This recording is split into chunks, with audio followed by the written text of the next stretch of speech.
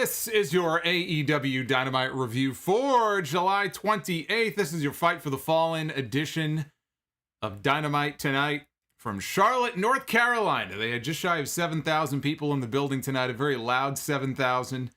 Very energetic crowd, especially for that opener. I am the Solomonster here with you, and it is a good day because Bob Odenkirk is okay.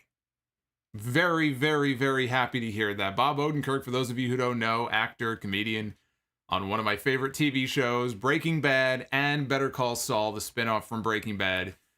In the middle of filming the final season of the show, collapsed on the set yesterday, had to be transported by ambulance to the hospital. Almost 24 hours go by with no updates. And everybody is thinking the worst. Everybody is fearing the worst. I was refreshing my Twitter feed all day long, checking to make sure, is he alive? Is everything okay? And finally, this evening, we got an update from his family saying that he had some kind of heart episode or some issue with his heart, but he is stable, he is conscious, and I just want to send best wishes to him because, by all accounts, he's one of the good ones. And would hate to have something happen to him. So, very happy to hear that before Dynamite went on the air tonight that Bob Odenkirk is doing okay and get well soon. I look forward to the final season of the show. This was a wild episode tonight of Dynamite. It's not about Better Call Saul. Let's talk about AEW. This was a wild edition of Dynamite tonight from the Bojangles Coliseum. That is where they were in Charlotte tonight. A very eventful episode. There was a lot that happened here. We have to unpack everything because there's a lot to get to here. We had, of course, the big announcement. We may as well just mention this here right off the top. That Rampage, which is AEW's new show, of course, is going to be debuting in a few weeks on Friday, August 13th. That is the debut edition of Rampage. The following week, so episode number 2 of Rampage, that is the August 20th episode, they're bringing it to the United Center in Chicago. The United Center, I believe the very first event ever at the United Center was SummerSlam back in 1994. And for whatever reason, WWE does not run the United Center. I don't think they run it at all. I think it's been years since they've run that venue. It's a big building. I think it has a capacity of around 20,000 or over 20,000. I don't know what this show will be configured for. Probably not 20,000. But they are bringing it to the United Center. They're hitting Chicago before All Out. So they have 3 events the week of All Out. Dynamite, Rampage, and the pay-per-view at the beginning of September. They're going to go to Chicago a couple of weeks before that, which is a little strange. But they are calling it The First Dance, which is a play off of the Michael Jackson documentary, The Last Dance. Jordan having all those great years, all those championships with the Bulls, right? What is it? 6 titles, I think, with the Bulls. So they're calling it The First Dance. And of course, you have all the people in the Bojangles Coliseum chanting CM Punk. CM Punk. Loud CM Punk chants here. They cut to a Darby Allin promo in the back. He was being interviewed by Marvez. He had Sting with him, and already they are dropping teases of CM Punk possibly coming in and doing something with Darby Allin. So now we know. You can no longer say, well, it's just, rumor and it's conjecture and I'll believe it when I see it. Yeah, you'll believe it when you see it, but this is the hardest evidence yet.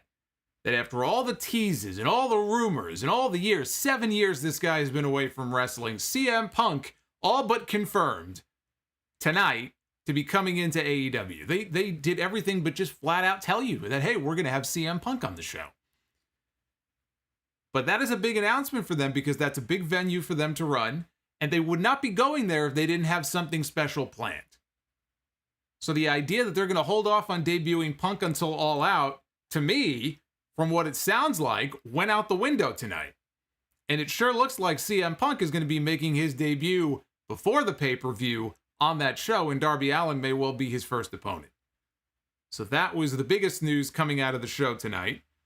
Of course, we also don't yet know who is going to be challenging for the AEW Championship because Hangman Page got pinned tonight by Kenny Omega in the Big 10-man tag.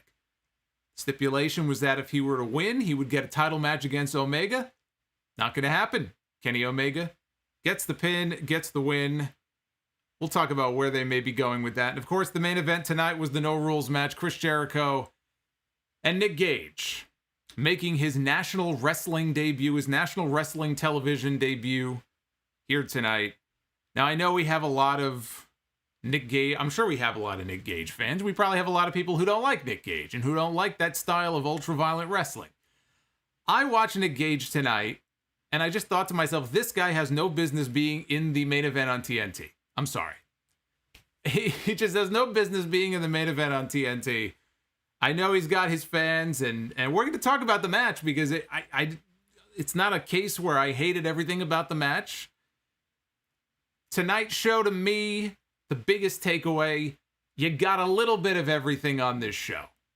If you like a lot of the comedy spots and a lot of just the wild, boom, boom, boom of Young Bucks matches and all that, you got that in the opening match, right? If you wanted some wrestling, you had some solid wrestling on the show, and there was really no match that stood out as being outstanding or anything. And Santana and Ortiz against FTR actually was a little disappointing. We'll get to that. But you had that. You had the hardcore stuff and then the violence in the main event. So you got a little bit of everything on this show. But Nick Gage should not be wrestling in the main event on TNT. I'm sorry. And kudos to Chris Jericho, because this guy took a fucking beating in this main event. He's taking pizza cutters to the head. He's taking light tubes. Now we got light tubes on television. They've now been introduced nationally. First time on TNT. We get light tubes on TV. Great. Great. Anyway, 300 likes during the live stream tonight. Sounds reasonable, right? Hit that like button. We'll try to get to 300. Maybe we can smash that and go even higher. So let's shoot for that. Super chats are open. For those of you who did not see the recorded review I did for Dynamite last week, we had all the technical snafus, which hopefully we won't have tonight. We had a whole meltdown on the live stream last week. And I want to thank everybody who stuck around. We tried to make it work. But I did end up reading every single one of your super chats. So if you donated, if you didn't hear it, you can go back and watch that review. Super chats are open tonight. And just FYI, I added a new one. It's really for the high rollers. I'm very fortunate in that every now and then somebody will drop a bomb on me here during one of these streams. So I decided to throw a new super chat in there for some of the high rollers. You'll see it in the description down below. But anyway, those are open. And also, I want to just mention that for videos on this channel, maybe not this one, but clips I post, things like that, there is a new feature.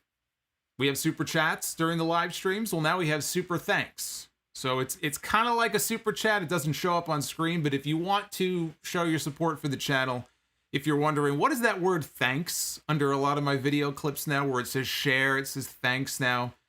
You can now support the channel that way on any video, anywhere from $2 up to 50. It's a new feature on YouTube. It is enabled on the channel. Entirely up to you if you want to show your support. That's what that is. We have super chats. Now we have super thanks. I give you a super thanks for joining me here tonight and choosing me for your Dynamite coverage.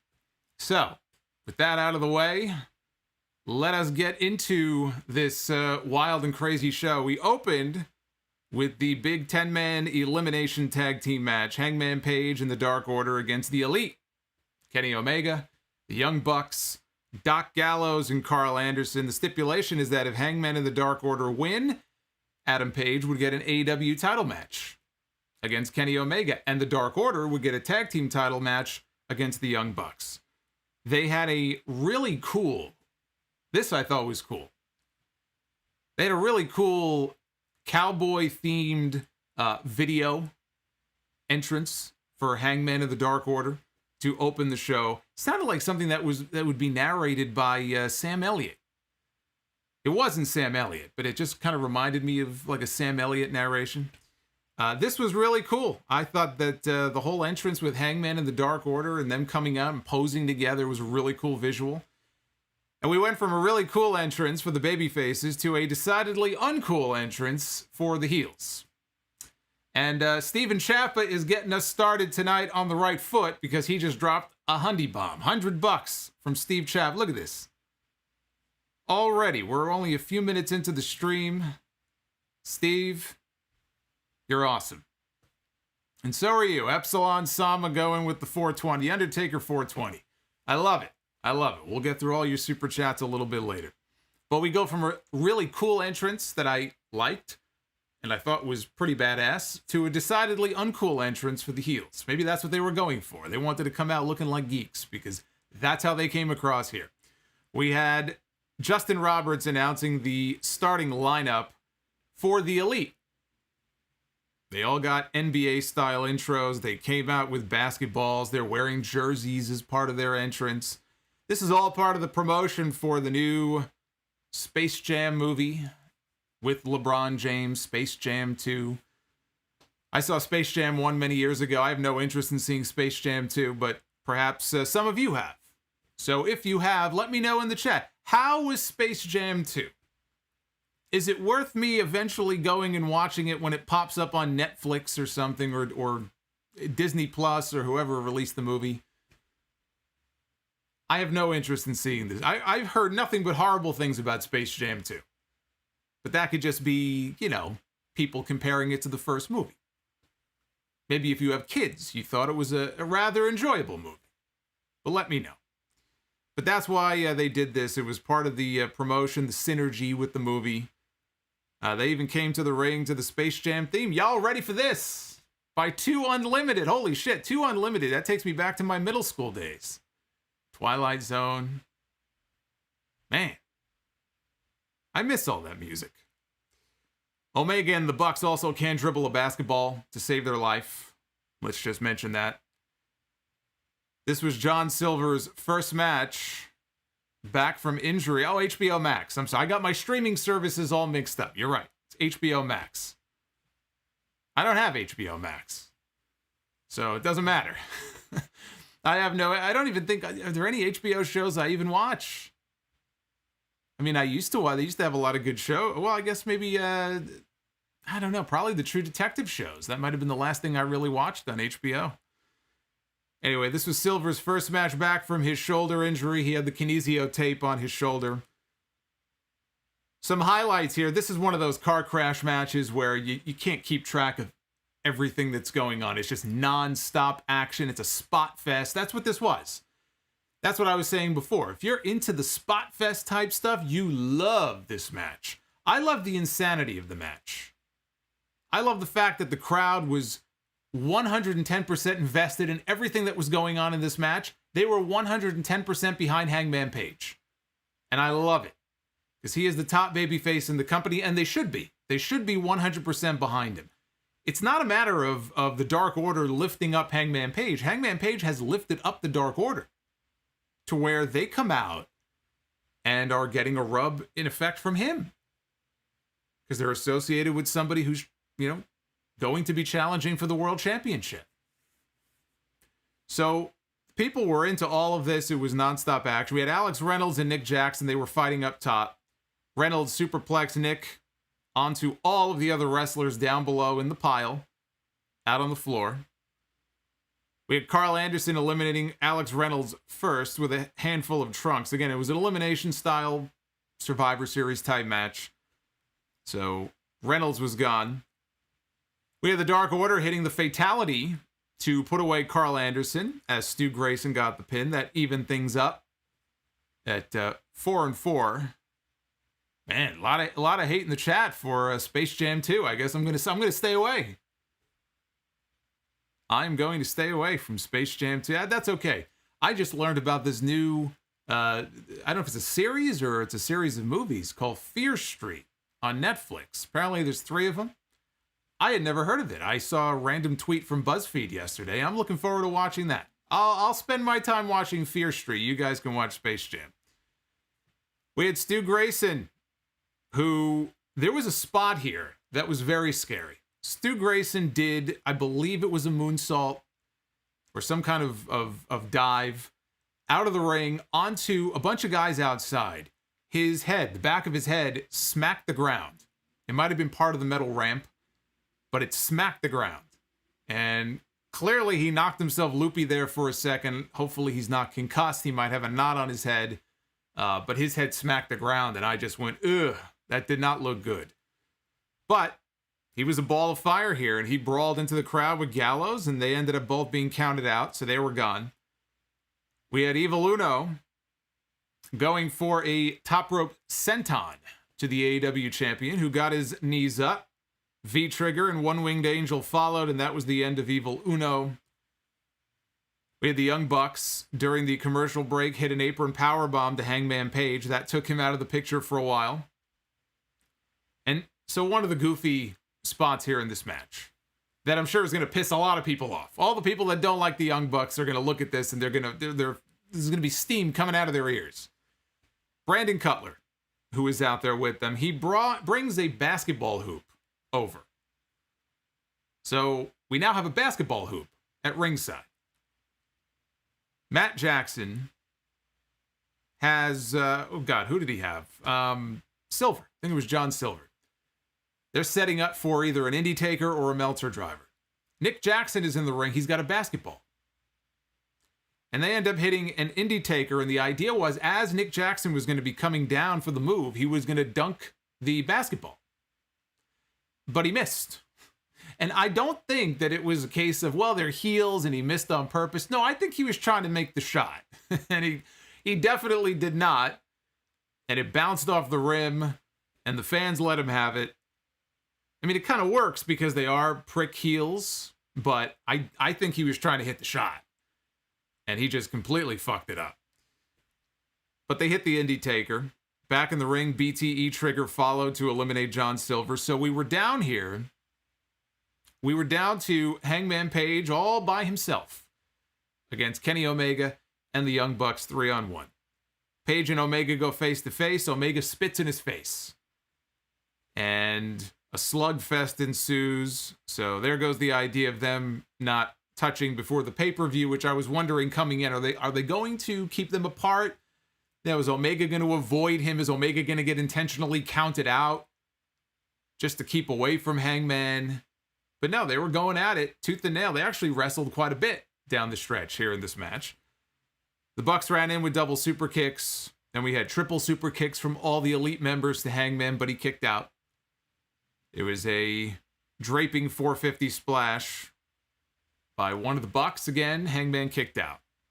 So Hangman hit a double buckshot lariat to both Matt and Nick. He pinned Matt for the elimination.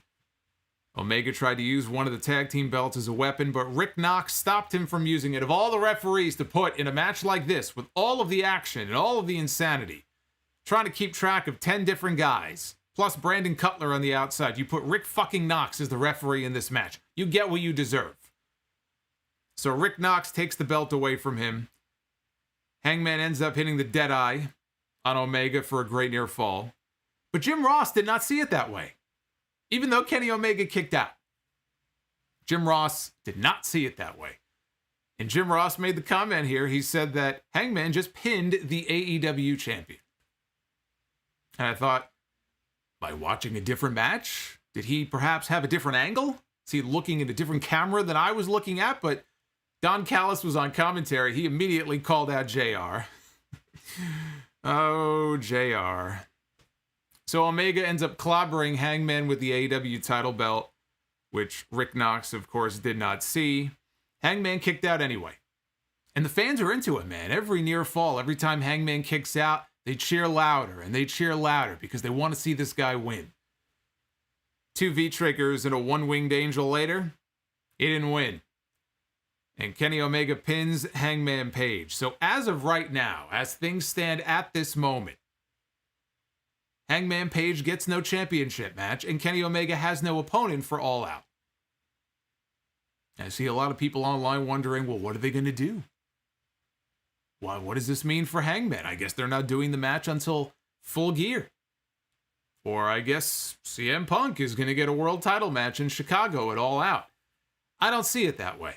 I still think the match at All Out is going to be Hangman Page against Kenny Omega. I don't think this changes any. I could be wrong. It could be that they're delaying the match by a few months. They're still going to get to it. But maybe they decided, you know what, it's too soon. We can drag this story and milk it out a little bit more. Maybe so. I don't think that's the case. I think that is going to be the main event at All Out. I just think that Hangman now in storyline is going to have to find a different way. And that could come any number of different ways. You could have, case in point, Kenny Omega right now has no challenger. Maybe they have a battle royal on TV.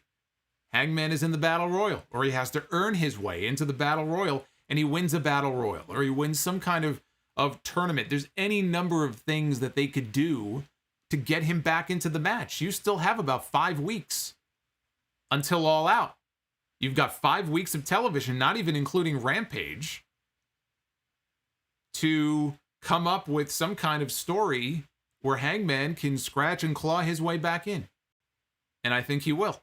I still think the match is going to be Hangman against Omega. I don't mind them taking, the scenic route so long as the destination remains the same. I don't see anything wrong with that. But it was a wild match. I thought the crowd was molten hot, and it was fun. Total spot fest until we got towards the end. But it was a lot of fun. I enjoyed it. We had Taz hosting. I don't know, what was he standing on? He was standing on some kind of platform, almost like in the back of the arena. He looked like Bad News Barrett when he would deliver bad news to people. He's got a big smile on his face. He's ready for the Ricky Starks celebration, the FTW Championship celebration for Ricky Starks. He's got a New Orleans jazz band playing all around the ringside area. One guy's playing a saxophone. You got people playing trumpets and people playing percussion on the drums. I guess because Starks is from New Orleans. So out comes Ricky Starks with Hook.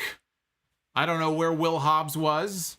Ricky Starks claimed he was out recruiting, which sounds like he was either sick or he had travel issues or there was some reason why he wasn't there. But there was no Will Hobbs. Ricky Starks said that he made history when he won the FTW title. He got rid of some garbage in Team Taz. Garbage in the form of Brian Cage. Says when he broke his neck, Cage did not call to check on him. Cage is selfish. He is inconsiderate. And he has no charisma. So out came Brian Cage. He attacks the band members. He clotheslined one guy. He beat up the guy with the drums, and then he put the drum over his head, smashed it right over his head. He grabbed one of the trumpets. He brought it into the ring with him before breaking the trumpet over his knee. I don't know how many of you picked up on the Jim Ross line here. As he brought the trumpet into the ring, Jim Ross had a line. He goes, "There's no place for trombones." I'm sorry, not a trumpet. It was I stand corrected. It was a trombone. I got to get my instruments right. I used to play the clarinet many years ago. Oh, I played a mean clarinet. Oh, yeah. One of my favorite memories is when we had the big performance, the big band performance in school. And I didn't know what the fuck I was doing. So I sat there in this big packed auditorium, right? The parents are there. They're all taking pictures. I'm all nervous. And everybody starts playing their instruments. And I'm playing, but I'm not actually playing. I'm not blowing on the thing. I don't even really know what I'm doing. I'm pretending. I'm pantomiming the motions. And I'm pretending that I'm the best damn clarinet player in the world. And nobody knew. Because you couldn't tell, right? I'm playing with all these other people. That's my memories of playing clarinet. I didn't last very long. I played for about a year or two, and that was it for me. Anyway, he brings a trombone into the ring, and Jim Ross goes, "There's no place for trombones in wrestling." And I just thought, man, shots fired. Shots fired here by Jim Ross. Starks had flowers in his hand as part of the celebration, so he threw them in Brian Cage's face and was able to escape. He fled with his life still intact. That was it. That was the whole segment. There really wasn't much to it. I thought it was okay, but there really wasn't much else to say about it. Then the forbidden door was blown wide open with a video from a certain New Japan star, but not just any New Japan star, the ace of New Japan. This was the first official appearance on Dynamite, on TNT, for Hiroshi Tanahashi, one of the greatest of all time.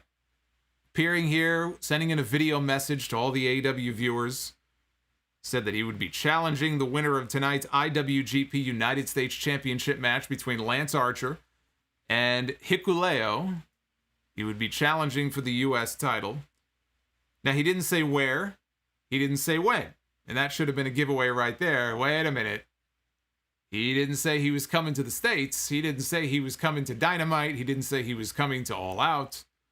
And there's a reason for that. Later in the show, Excalibur clarified that whoever the champion is, that person would be traveling to Japan to wrestle Tanahashi. So we'll have to wait a little bit longer for that Tanahashi AEW debut. I think this is just the way it's going to be. You know, so long as...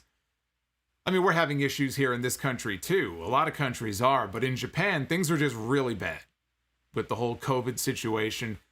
But also just the travel situation. You know, and because you have all these states of emergency and lockdowns over there, I don't see these travel restrictions, whatever they may be, easing up anytime soon. So that's what I'm waiting for. I'm waiting for things to just improve and for things to ease up a little bit, because we only got a taste here of what's to come, right? We got a video message and people online were losing their minds. So even though he's not coming in for a match in an AEW ring, the key word there is yet. He's not coming in yet. But the fact that these people are even making appearances on the show tells you that the relationship is strong right now. It's healthy between the two companies, and they're just waiting for the right time. What I want to see Tanahashi come in. I want to see Okada come in. I want to see Ibushi come in. Hopefully he's doing better. The guy has aspiration pneumonia. That doesn't sound very fun. You know, he has missed the last few shows. Hopefully he'll get well soon. Suzuki, you know, all these different people that I want to see cross over, you know, and you'll see AEW talent crossing over and traveling to Japan like Lance Archer is going to be doing. So I know it's coming. It's just a matter of, you know, waiting on conditions on the ground, so to speak, to improve. But it was very cool, very unexpected and very cool to see Tanahashi make an appearance here on this show. But those are the names I've been waiting for. Just got to wait a little bit longer. Ain't that right, Uffman? Holding down the fort in the chat here tonight. I want to thank everybody who is joining and choosing me for your Dynamite coverage tonight. I sure do appreciate it. As we talk about Santana and Ortiz taking on FTR. This is a match that I was looking forward to quite a bit. I have two teams here that are... You know, FTR in a lot of ways is the closest thing to like an old school tag team that we have, right? They're very old school. They have an old school manager. They have Tully Blanchard in their corner, right? They're all about old school wrestling. Even if you look at them, they look like an old tag team that would have fit in perfectly in the 80s, right? And then you have Santana and Ortiz, who also I think would fit in perfectly in any era of tag team wrestling. Those guys, they can wrestle, they can street fight and brawl with you. So they've been building up a program between these two teams. This is the first of what I figured would be at least 2, if not 3 matches. And what we got here was good. It was still disappointing. So it wasn't a bad match, but it was disappointing. Now, I don't often say that, oh, it was good, but it was disappointing. It kind of sounds, you know, like 2 totally different ideas. But I came into this with higher expectations. I was expecting more. There was an injury, what appeared to be hopefully not a serious injury, to Cash Wheeler during the match. And it looked like it took the crowd out of the match, too. And it also impacted the finish, because there's no way that was the planned finish. So I think that probably had something to do with what we saw here, and just the suddenness of the finish and how it just seemed like it came from out of nowhere. But they went to a break. They came back from break. And Santana was running wild on FTR. He sent Cash Wheeler out to the floor. Hit a back suplex on Dax Harwood. So he catapults Harwood into the corner. Takes out Wheeler with a dive. Harwood avoided a diving stomp. Ortiz blind tagged in. Rolled up Harwood for a near fall. We had Ortiz hitting a powerbomb followed by a frog splash from Santana for 2. Santana laid in some chops in the corner. He shrugged off a lariat, hit a German suplex. And we had Harwood catching Ortiz with a right hand, setting up for a superplex. Santana stopped it. Harwood dropped Ortiz with a DDT. He tried to turn it into a cradle. Both their shoulders, though, were clearly up off the mat.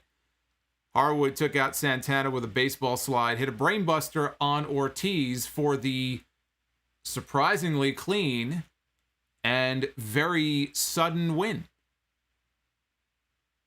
It just seemed to end at a moment that I wasn't expecting it to end. I don't think the crowd was either. But Harwood immediately went out to the floor. Wheeler was, kneeling down out there. Doctor was tending to him.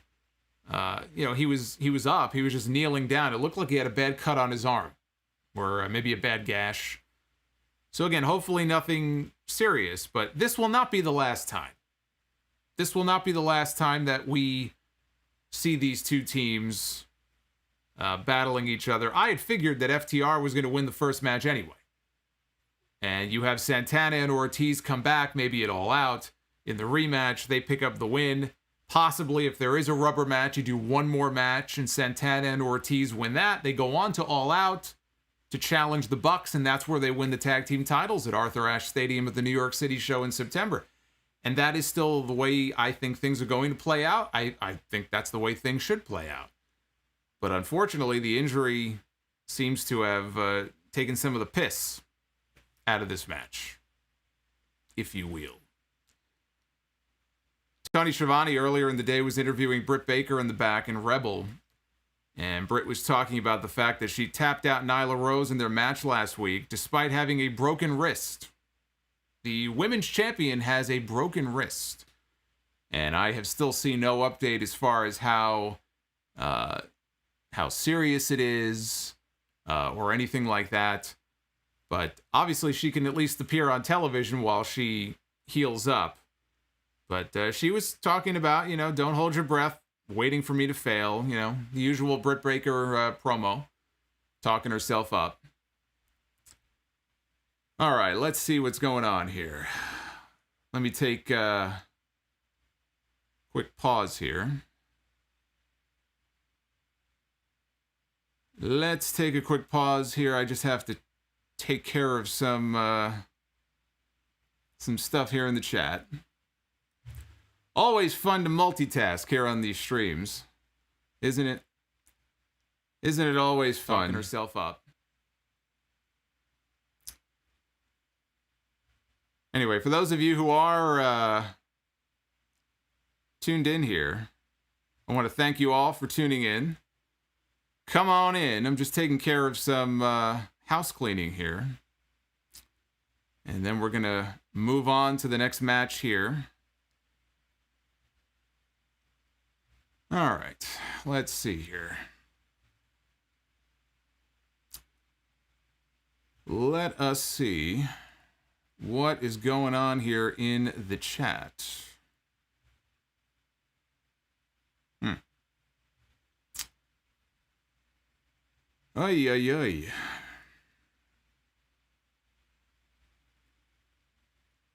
Always fun. Always fun.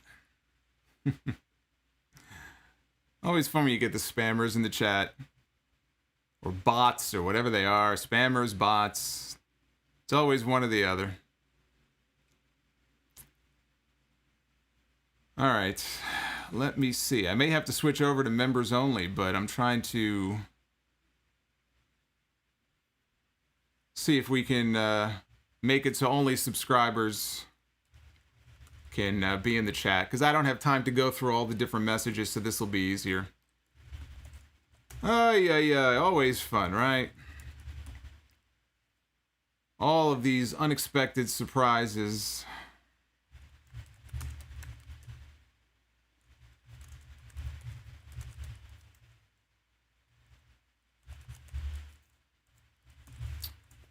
All right, hang tight, guys, hang tight.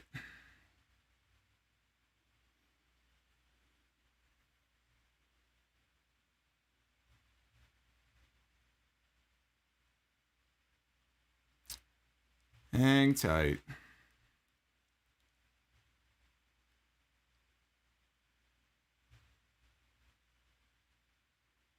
Alrighty. Let's see. That should take care of things. Hopefully. You guys will let me know. See, I actually have eyes on the chat this time. I actually have eyes on the chat. Unlike last week, where I was going on for like 25 minutes without looking at the chat. Everybody's sending me messages last week. Look at the chat. Anyway. All right. All right, guys. So you'll let me know. Keep me posted in the chat. And the mods, too. I hate to do that, but for now, we'll do it this way. I just don't want to have this endless stream of bots. Kind of ruins the conversation for everybody. Anyway. Thank you to my mods. My mods are you know, they're doing God's work here, but they can only do so much. Dr. NXT Scorpio says, free at last, free at last. All right, so we're getting to the big part of the show here, so this is perfect timing. So, Tony Schiavone was on stage, and he was there to make a live event announcement. Now, we were told that Tony Khan was going to have... They put the wrong Tony out there. We were told Tony Khan was going to be the one making a major live event announcement here on this show. He was going to be talking about some kind of big AEW special that was coming up. And I had theorized that perhaps it might have something to do with a UK show. They have not had any, I don't think they've had any shows, but they've not had any major events over in the UK. I thought perhaps maybe it was going to be a big West Coast event. They don't really do many events out there. Other than the Vegas events, they did Double or Nothing a few years ago. So Tony Schiavone says AEW Rampage is going to be debuting in a few weeks on Friday the 13th. August 13th is going to be the debut date for AEW Rampage. The week after that, episode number 2 of Rampage is going to air on August 20th. And on that night, they are going to be coming to the United Center in Chicago for what they are calling the First Dance. And they're playing off, as I said earlier, the Last Chance documentary on Michael Jordan. So that was a big deal to a lot of the people in the building who started the CM Punk chants at that point. And take a look at one of the new super chats there. Goldberg is covered by AARP. I love having fans back because you get signs like that, right? That was from Monday night. One of the only good things about Monday night. But right after this, they cut to a backstage interview. Alex Marvez was interviewing Darby Allin. And Darby Allin was with Sting. Sting said nothing, which is what he does. He doesn't have to. He gets paid to stand there and just wear the face paint and be Sting. But Marvez was asking him about this big event in Chicago. And Darby says, I'll be in Chicago. But he said it in like the most unenthusiastic way possible. He goes, I'll be in Chicago. He said he's been around a lot of men who claim to be the greatest. He goes, there's only one place to really prove that, even if you think you are the best in the world. Loud CM Punk chants from the crowd. And then they moved on to the next segment. And there it is. CM Punk's arrival is imminent. I don't know how much more evidence you need short of Tony Khan appearing on television and saying, guess what? CM Punk is coming in. So for all the people who have been burned before, who were waiting for Punk to come back to WWE or debut in AEW all these years, because Punk still has a lot of fans out there. I know a lot of people don't like him or used to be a fan of his, and they think that, oh, you know, he abandoned the fans and whatever, which is a ridiculous claim to make, by the way. You know, he made a decision that was in his own best interest, right? He wasn't happy in WWE. His health was suffering in WWE. The guy was, you hear him talk about the physical stuff he was going through at the time. It sounded like he was dying a slow death. He had to get out of that company for his own sanity, for his own health, his physical health, his mental health. He had to get out of that company. And I could see where if you are working for a WWE and you are completely and just totally burned out, I can see where it would just kill your passion and it would just burn you out on wrestling and you would just have to take a break and go away for a while. So the guy went and he wanted to do other things. He went and he was doing comic book stuff for a while. And then he wanted to go try his hand at UFC, and he did some fighting, and it didn't go very well for him. But you know what? The guy's got brass balls. Not many people would have done what he did. He went in there. He was already older. He had very little experience. He got the shit beaten out of him. But you know what? Good for him. Good for him. So he won't turn around 10, 20 years from now and go, man, I wish I would have given that a shot. So he was doing different things, and he was perfectly content to leave wrestling in the rearview mirror. And then you hear from people, oh, he abandoned the fans, and, he gave up on the fans. What an asshole. Remember the whole thing, we bought your house. That's always my favorite. That's always my favorite when the fans talk like that. We bought your house. You didn't buy shit. So now, there's this new promotion. There's a place where he can go and make really good money and not have to work for Vince McMahon and not have to see Triple H. Or Stephanie McMahon. I don't hold a grudge against the guy. Good for him. If he can get that bank and he could go in there and he can rekindle that passion that he once had. And if we can get a version of the CM Punk that we used to get, who used to come out and cut the promos that he would cut and have the kind of matches that he would have. Physically, I don't know what he's going to be capable of. He's been gone for 7 years. He's 42 years old. I don't know what kind of physical shape he's in. But I know that when he was in WWE, he had some fucking fantastic matches against the likes of Daniel Bryan, right? Against the likes of John Cena, against the likes of Brock Lesnar. Even the match with The Undertaker was the best match on the card at WrestleMania that one year. So even his in-ring resume speaks for itself. If we can get that CM Punk back, with a whole new crop of talent. I mean, forget Jericho and some of the WWE guys. I'm talking about the newer faces, the younger faces in AEW, and get them in the ring with Punk, or even Bryan when he debuts. Get the two of them back in the ring together. That's something to get excited about. I'm looking forward to that. CM Punk's not my favorite, but this is a huge coup that Tony Khan was able to pull off, getting these two guys, if he is in fact getting Punk and Bryan. We didn't get any new information this week, up until tonight, about what their status is, when they might debut. Tonight was the biggest signal yet that CM Punk is on the way. He's been very coy. Tony Khan has been asked about it, and he refuses to say one way or the other. He goes, boy, there's been a lot of interesting rumors all week long, but can't really comment on those rumors. So he's coming in. The only question now is, when is he coming in? And it looks to be that episode of Rampage on the 20th. They're going to debut him on the Friday night show at 10 o'clock. So they really want to pop a great number, not just for week 1, but for week 2. And by doing that, they can now build some momentum and attention heading into the pay-per-view. Now, it would have been more impactful, I think, on the pay-per-view for him to come on out at the very end and walk out in front of that Chicago crowd, and then you can tease his first promo for TV later that week. But, it's not a bad idea if they want to put him on their new show to try to build an audience for that show and really either tease things out for the pay-per-view or get his first match set up for All Out. Watching what they did tonight and the fact that they did what they did with Darby tells me that I think it's going to be CM Punk against Darby Allin. They want Punk in the ring. They don't just want him to make an appearance at All Out or cut a promo. They want him in a match. And I am not in favor of him coming in and immediately wrestling Kenny Omega for the World Championship. So I hope and assume that's not the idea. But CM Punk one-on-one against Darby Allin, that to me is an interesting match. That is an interesting, I don't know if it's a match, a feud, a program they're going to have. That interests me. A Punk and Darby match built up for Chicago at All Out would be huge, and it's a huge thing for Darby to be a part of. You don't think Darby Allin wants to be part of something like that? The problem is, Darby is he's one of their hottest young stars. Darby Allin's not winning that match. CM Punk is not coming in and losing in his first match. I mean, what do you think this is? You think this is Monday Night Raw? You think this is you think CM Punk is being called up from NXT? Yeah, then he could lose his first fucking match. This ain't NXT. This ain't Monday Night Raw.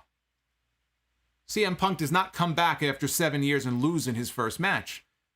If Darby Allin loses, it's not ideal, but I think in this case, as big of a deal as this is going to be to a lot of people, it's not the end of the world. It's a huge match for Darby to be in, if in fact that is the match they're building up. So I like the idea. We'll see on the 20th. If Punk shows up and if he confronts Darby, then we know that's the match. And they're not going to do anything right now with Punk and Omega or, associate him with Hangman or anything like that. I like the idea of Punk and Darby. I think that's a big match. And to do it in Chicago would be huge. Hikuelo was out for his IWGP United States Championship match with Lance Archer, who won the U.S. title last week from Jon Moxley. And Hikuelo came out with his father, King Haku, who came out. He was doing all this karate stuff, karate. King Haku got a big pop, too, here in Charlotte. Big pop. Well, Charlotte's a wrestling city, right? So they know who Haku is. I mean, who doesn't know who Haku is, right? You hear from everybody, the toughest guy ever, like one of the toughest guys in the history of the business is Haku. Can't find anybody to say a bad word about him because as old as he is now, they don't want to piss him off. If they say something bad about him, they're a little bit worried that he might track them down. But you hear all kinds of stories about this guy in bar fights and stuff, and he's not the kind of guy that you would want to make an enemy out of. You do not want King Haku to be on your bad side. You do not want King Haku to come looking for you. You definitely want him on your side. Chris Jericho told a great story about that on the Broken Skull sessions with Steve Austin. Right? With the Mexican airport story. Go seek that out. It's a great story. But we had a sit-out powerbomb early in this match. Hikuelo is a big dude. He's every bit as big as Lance Archer is, maybe even an inch or two taller. If Archer is legit, maybe 6'5"-ish. Hikuelo is probably 6'7", 6'8", legit, he looked to be. I mean, he didn't dwarf. Last week, I think I made the comment that it looked like he dwarfed Archer because he looked so much taller. This week, they looked more on the same level.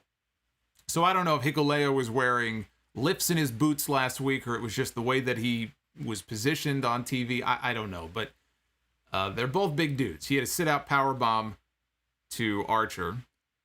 Haku got the Tongan death grip on Lance Archer out on the floor. This was during the break. They took a commercial. During the break, he got the Tongan death grip on him, and there was nothing Lance Archer could do about it because when he locks on the Tongan death grip, you're pretty much fucked. Archer hit a superplex to Hikuelo at one point, halfway across the ring. I mean, halfway just because of how tall he is. Of course, he was already halfway across the ring. And then Archer, about a minute or two later, hit the blackout, and he won. So really, I don't want to call it a squash, because it wasn't. Hikuelo got some offense in, but this was maybe one step down from a squash. I mean, this was meant to highlight Lance Archer. Because Lance Archer now is the one who's going to be traveling to Japan to defend his championship against Hiroshi Tanahashi. We don't know when, but that is the situation as it stands. Tanahashi's not coming here. Archer's going to be going over there. Alex Marvez was in the back. Shout out to Dry Chicken Without Flavor. Dropping some super chat love on the stream here. I will be getting to his, or if you have he has a question here. I'll get to your questions, your messages, all that good stuff here at the end of the stream. And I will stick around with you guys as long as it takes. We'll have a little super chat party going on here. Alex Marvez was in the back with Cody Rhodes, who was sitting in the gorilla position. He was sitting next to Jerry Lynn and Tony Khan. And Cody had his headset on. And I love how he had a little sign taped to the wall behind him that said EVP. You notice that? And the sign right behind Jerry Lynn said coach, right? I think is what it said. I think it said coach. I guess just in case they forget what their job titles are, they could just turn around like, oh, okay, yeah, that's right. I forgot. I have health insurance. These idiots don't.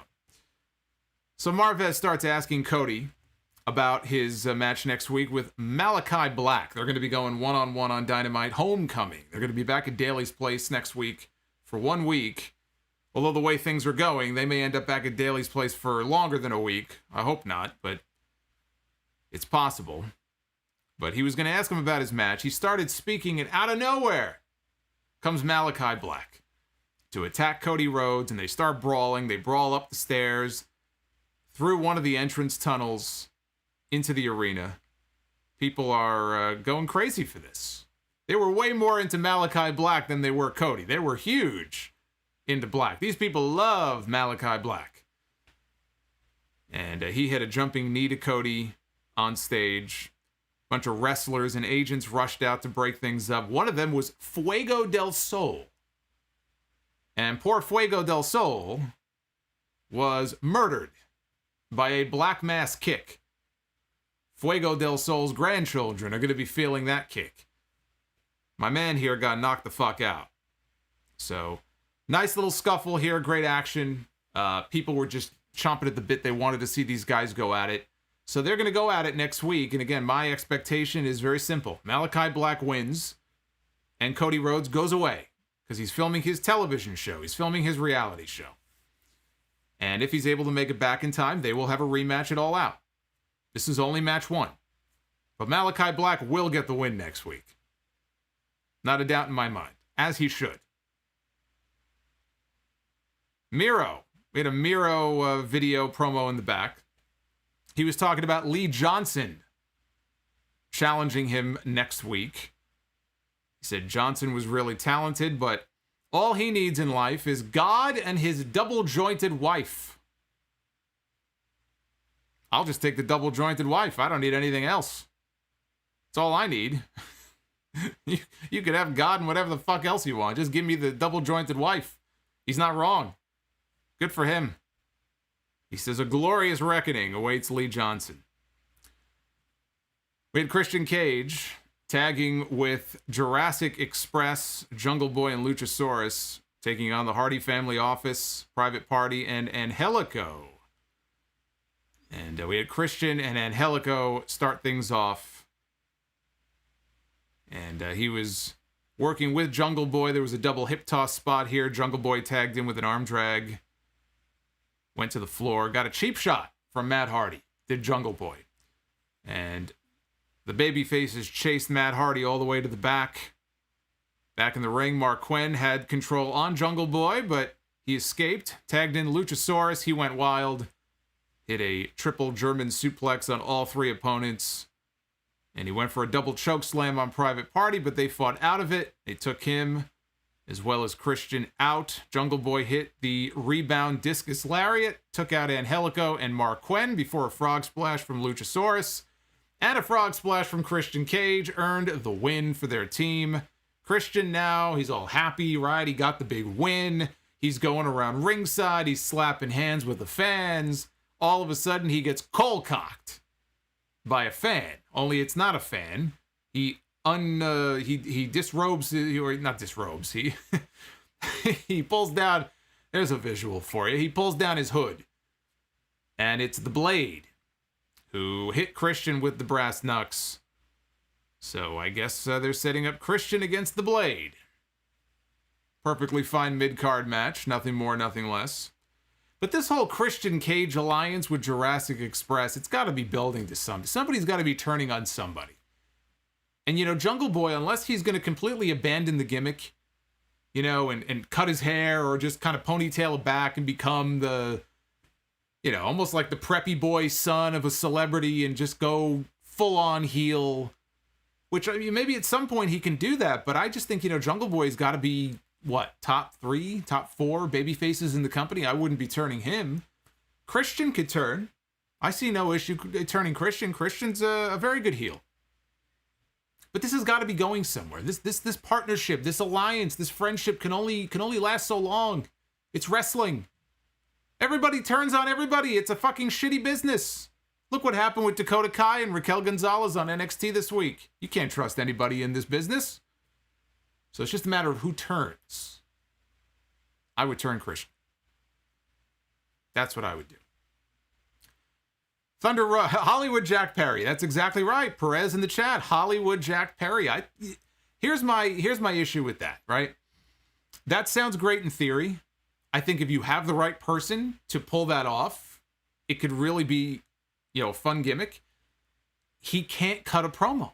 That's the thing. And he's talked about this before. It's like nerves with him. And I think as he matures and as he gets older and gets more experience doing it, he might get better at it. But his biggest weakness is his promo ability, in that he has none. He has no promo ability. So can he pull off a gimmick like that? I'm not convinced of it.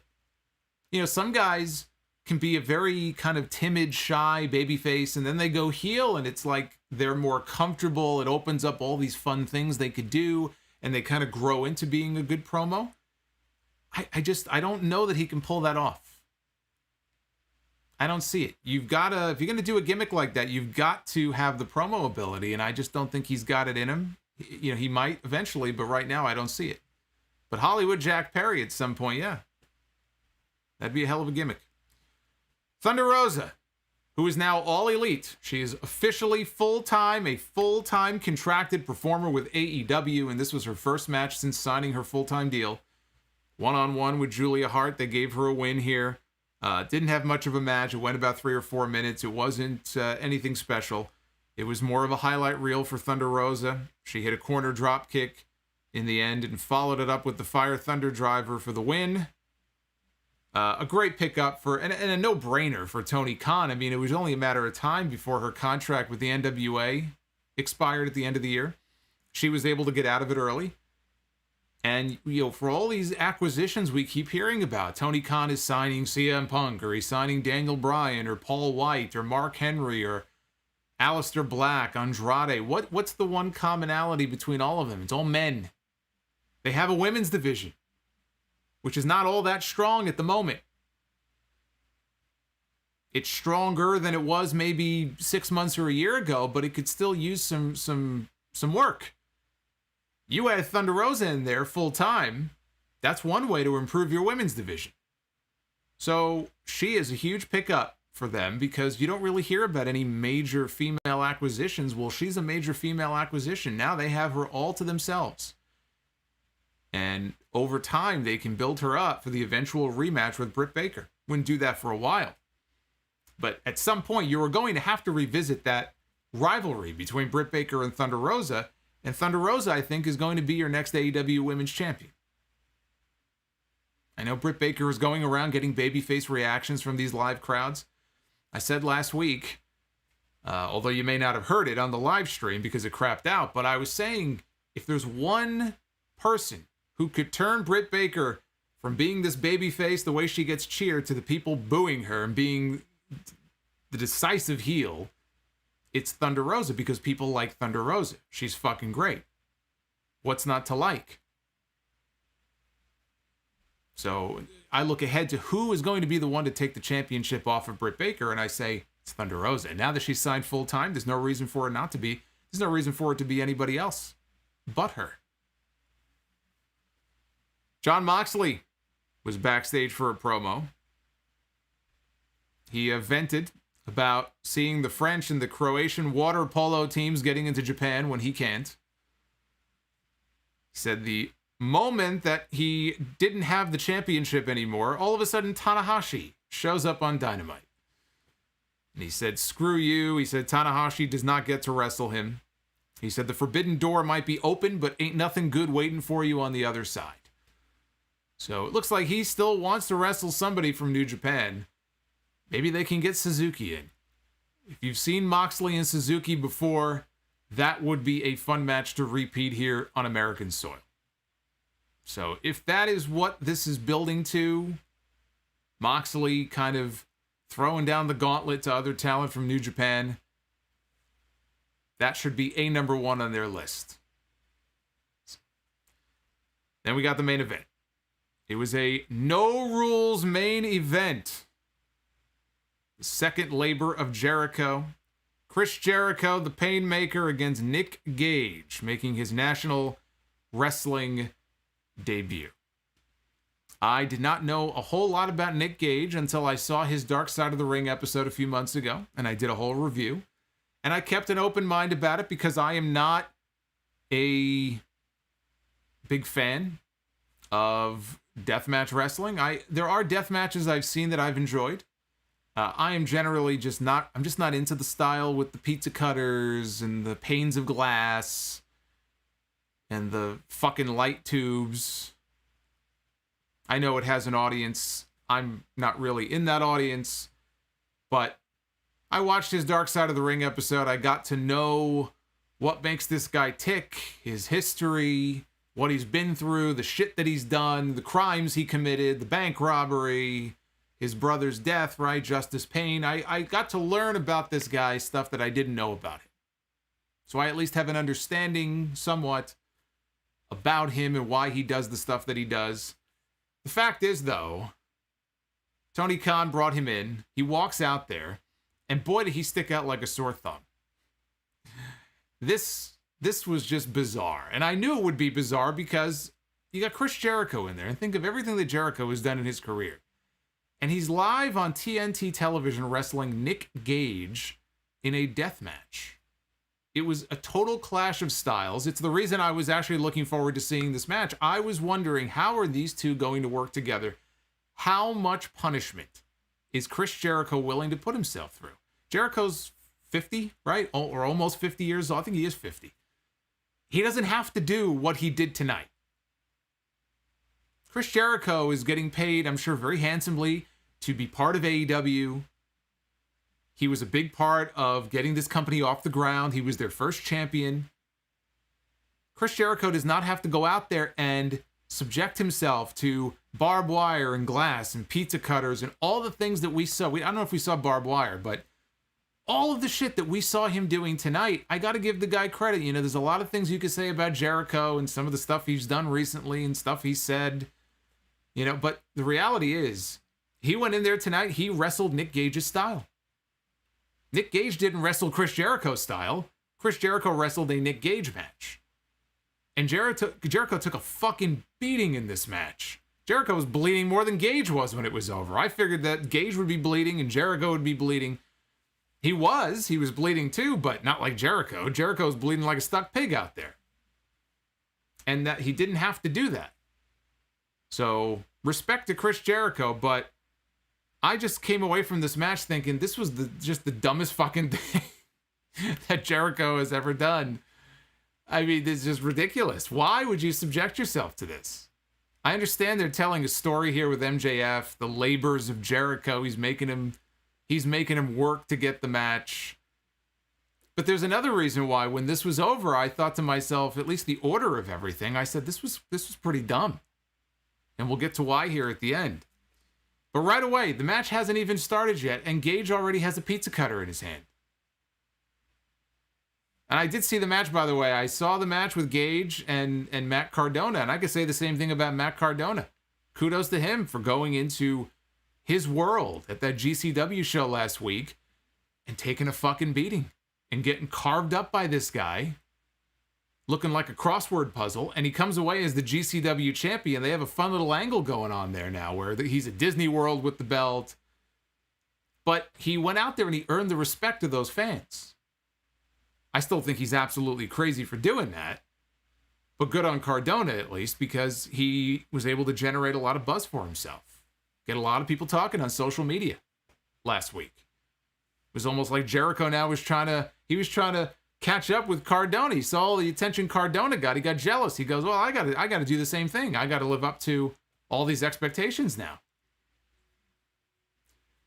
But he's got a pizza cutter in his hand. And right at the beginning of the match, he sliced open Jericho's arm. So now Jericho is bleeding on the arm. And I don't know if he actually got sliced or if he bladed himself, because that's another stupid thing we've seen Jericho do on television in recent months, where right in the visibility of the camera, he'll pull out a blade and just cut himself right there on camera. So when he sliced him with the pizza cutter, Jericho grabbed his arm. And he was kind of walking around the ring for a while. They took the camera off him for 10 seconds. He may have just sliced his own arm. I couldn't really tell. We didn't get an up-close view of the actual slice. He may well have bladed himself there. But some highlights here. Gage hit a superplex to Jericho, followed that up with a terrible-looking Falcon Arrow, which I'll excuse. I'm sure Nick Gage is not known for being the excellence of execution in this ring. He looked like somebody. I mean, honestly, he looked like there's a vacant lot not too far from where I live here in this neighborhood, and all of these just like, you know, all these weird people end up in that lot. I don't know what they're building over there, but they haven't started building yet. So you get all kinds of kids and then other people who use the lot and, you know, drive by there sometimes. And the people I see in that lot, they look exactly like Nick Gage. He looked like he wandered out of a fucking vacant lot onto TNT television. So no, I don't expect him to hit a perfect Falcon Arrow here in this match, but he did hit a superplex and a Falcon Arrow. He goes for a running boot to Jericho in the corner. Jericho, though, locks on the walls of Jericho. Gage grabs the rope. No rope breaks in a no rules match, though. He pulls himself out to the floor. Gage drives Jericho headfirst into the ring post, and now Nick Gage goes searching for toys under the ring. He is looking for goodies. He's looking for weapons to use, weapons of mass destruction here in this match. Any kind of weapon in his hands is going to be a weapon of mass destruction. If you've seen what he's done to people before, if you saw what he did to poor David Arquette, although David Arquette got what he... I mean, what do you expect when you sign on for a death match against Nick Gage? I mean, come on. You have to know exactly what you're in for. So nothing good comes from it when he's looking for weapons. Out come the light tubes. And correct me if I'm wrong, but I do believe this is the first appearance of light tubes on a major national wrestling television program, right? Did we ever see light tubes in TNA for all the crazy shit TNA did? Like in their early years. I don't recall there ever being light tubes in TNA. We've never had them in Ring of Honor. We've never had them in WWE. And before tonight, we never had them in AEW. So I believe this was the debut, the national debut of light tubes here on television. Jericho's on the other side of the ring, though. He grabs his baseball bat, which Gage did not see. Jericho's bleeding from the head at this point. Again, blade job from when he went into the post, I'm sure. They get into the ring and he hits Gage with the bat before Gage has a chance to use the light tubes on Jericho. Gage comes back, hits a choke slam across the knee. And then he pulls out the pizza cutter again. Here comes the pizza cutter. Here comes the pizza cutter. So yeah, people in the chat are saying never in TNA. I do remember in TNA, and this is, I think, a famous match in TNA. I believe they once had, wasn't it like a barbed wire Christmas tree? Wasn't this like years ago, like 15 years ago or something? They had, I think it was like a barbed wire Christmas tree match on Impact or one of their pay-per-views or something. But no, I never saw light tubes in TNA. So apparently this was the debut here tonight. Surprised they didn't lose their first match either. Actually, they did. What am I saying? Gage lost. He introduced the light tubes into the match. They made their debut and they lost in their first match. They would fit perfectly in on Monday Night Raw. So Gage pulls out the pizza cutter. He starts slicing and dicing at Jericho's forehead back and forth. He's trying to saw this guy's head. And they cut to picture-in-picture. And during the break, you could see, during the picture-in-picture, he is continuing to slice away at Chris Jericho's forehead. And then this is, you talk about synergy, right? We were talking earlier about when the heels came out, the Elite made their entrance, the whole synergy with Space Jam and all that. This was the perfect synergy here. Whether they intended it or not, I have no idea. So the last thing we see before they cut to the commercial break is Nick Gage using a pizza cutter. Even in the picture-in-picture break, he is using a pizza cutter. And what advertisement, what commercial comes on here during the break? A commercial for Domino's. Domino's Pizza. You could not have timed that any fucking better. We got a Domino's Pizza ad. That was perfect. Perfect. But let me tell you something, as I'm watching this, right? as I'm watching the pizza cutters and the light tubes and all the violence and all the blood here in this match, I'm thinking to myself, in a world that has gotten a lot softer since the Attitude Era and the Monday Night War period, how many times do we hear Eric Bischoff and Vince Russo talk about standards and practices, right? Standards and practices, bro, that they had to contend with at Turner and TNT during their time in charge. We've come a long way from standards and practices because a match like this never would have flown back then. And for some reason, TNT is okay with it. They're okay with having the violence on television now. They wouldn't have 20 years ago. At least if Bischoff and Russo are to be believed. So we've come a long way from the days of standards and practices. Back from break, Gage brought a pane of glass into the ring with 2 chairs. He placed the glass right across the chair seats to form this bridge of glass. Jericho's underneath. Gage is going up top. Jericho, though, slips out. So now Jericho's on the ropes with Gage. And it looks as if he is setting up possibly for a superplex, but he's not. He's setting up for something very different. Jericho, and this is crazy, and I give Jericho props for this. You can make fun of Jericho all you want to for his physique and all the other shit that he's been doing in AEW, which I know not everybody is a fan of, but I will give this man a hell of a lot of credit because Jericho hit a top rope Frankensteiner. This was a badass spot, but also very dangerous. He hit a top rope Frankensteiner to Nick Gage. Jericho's head looked like, at least from that camera angle, it looked like he came within an inch or two of striking the glass on the way down. That's how close the back of his head came to hitting the glass. But he just missed it. And he hit this perfect Frankensteiner. And Nick Gage took this perfect bump down through the glass. It looked great. The glass shattered. I fucking hate using glass in matches. I hate it when guys use glass. And it's Nick Gage, right? So you know it wasn't gimmicked. You know it's not gimmicked. Like when Sandman went to WCW, they gimmicked the barbed wire when he was Hack, right? It wasn't real barbed wire. It was rubber tipped.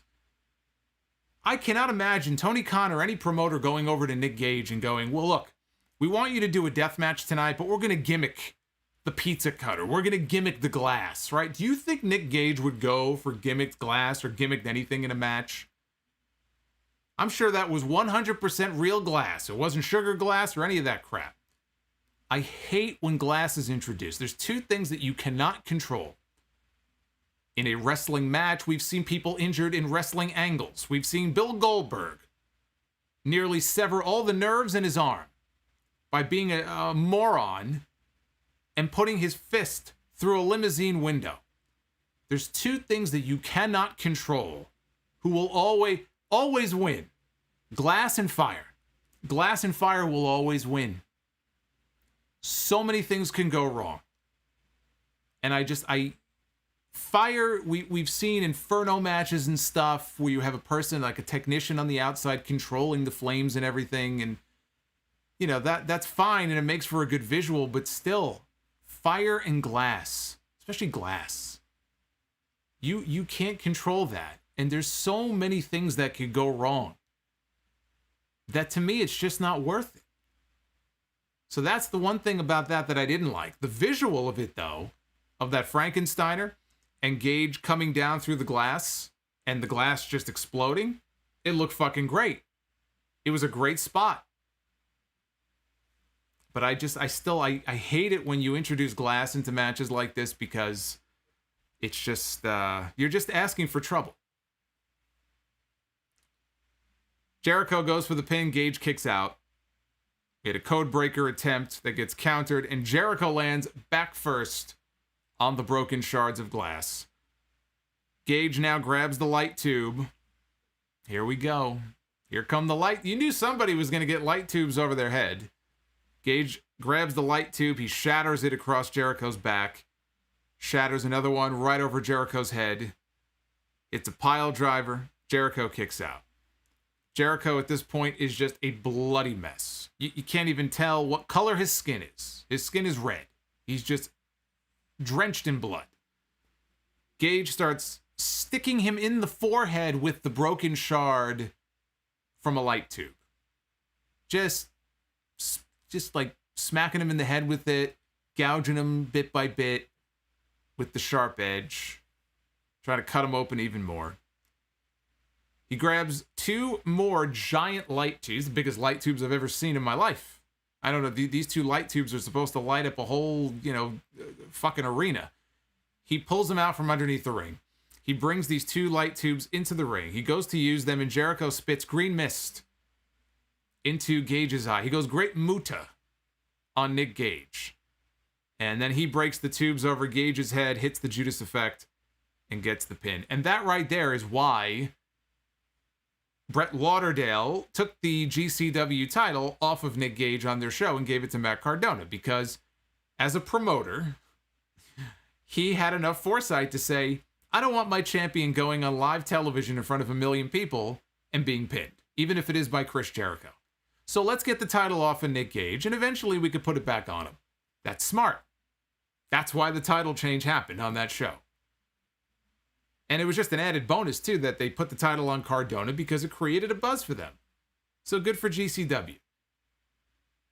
But it was smart. You don't want your champion to be pinned on TV. We've seen enough of that recently. We don't need to see champions pinned on TV, unless it's building to something. So Chris Jericho, not surprisingly, gets the win. MJF, who is doing commentary for the match, is furious. He jumps off headset, and he grabs a microphone, the house mic, and he announces labor number 3 for Chris Jericho. Because he's got 2 more labors before he gets to labor number 5, which is MJF at All Out. Labor number 3, he says Jericho has to hit a move off the top rope, which he did tonight. We've already seen him hit a move. In fact, I've seen him hit 2 Frankensteiners in the last 2 or 3 weeks on TV. Jericho has to hit a move off the top rope in order to win. But he goes, that might be tough. And he pitches it to an old video from 2019 on an episode of Dynamite. There was a face-to-face confrontation in the ring, a promo battle between MJF and Chris Jericho.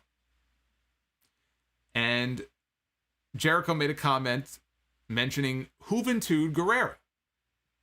Old Juventud, his old opponent from the WCW days. Hoovy Juice.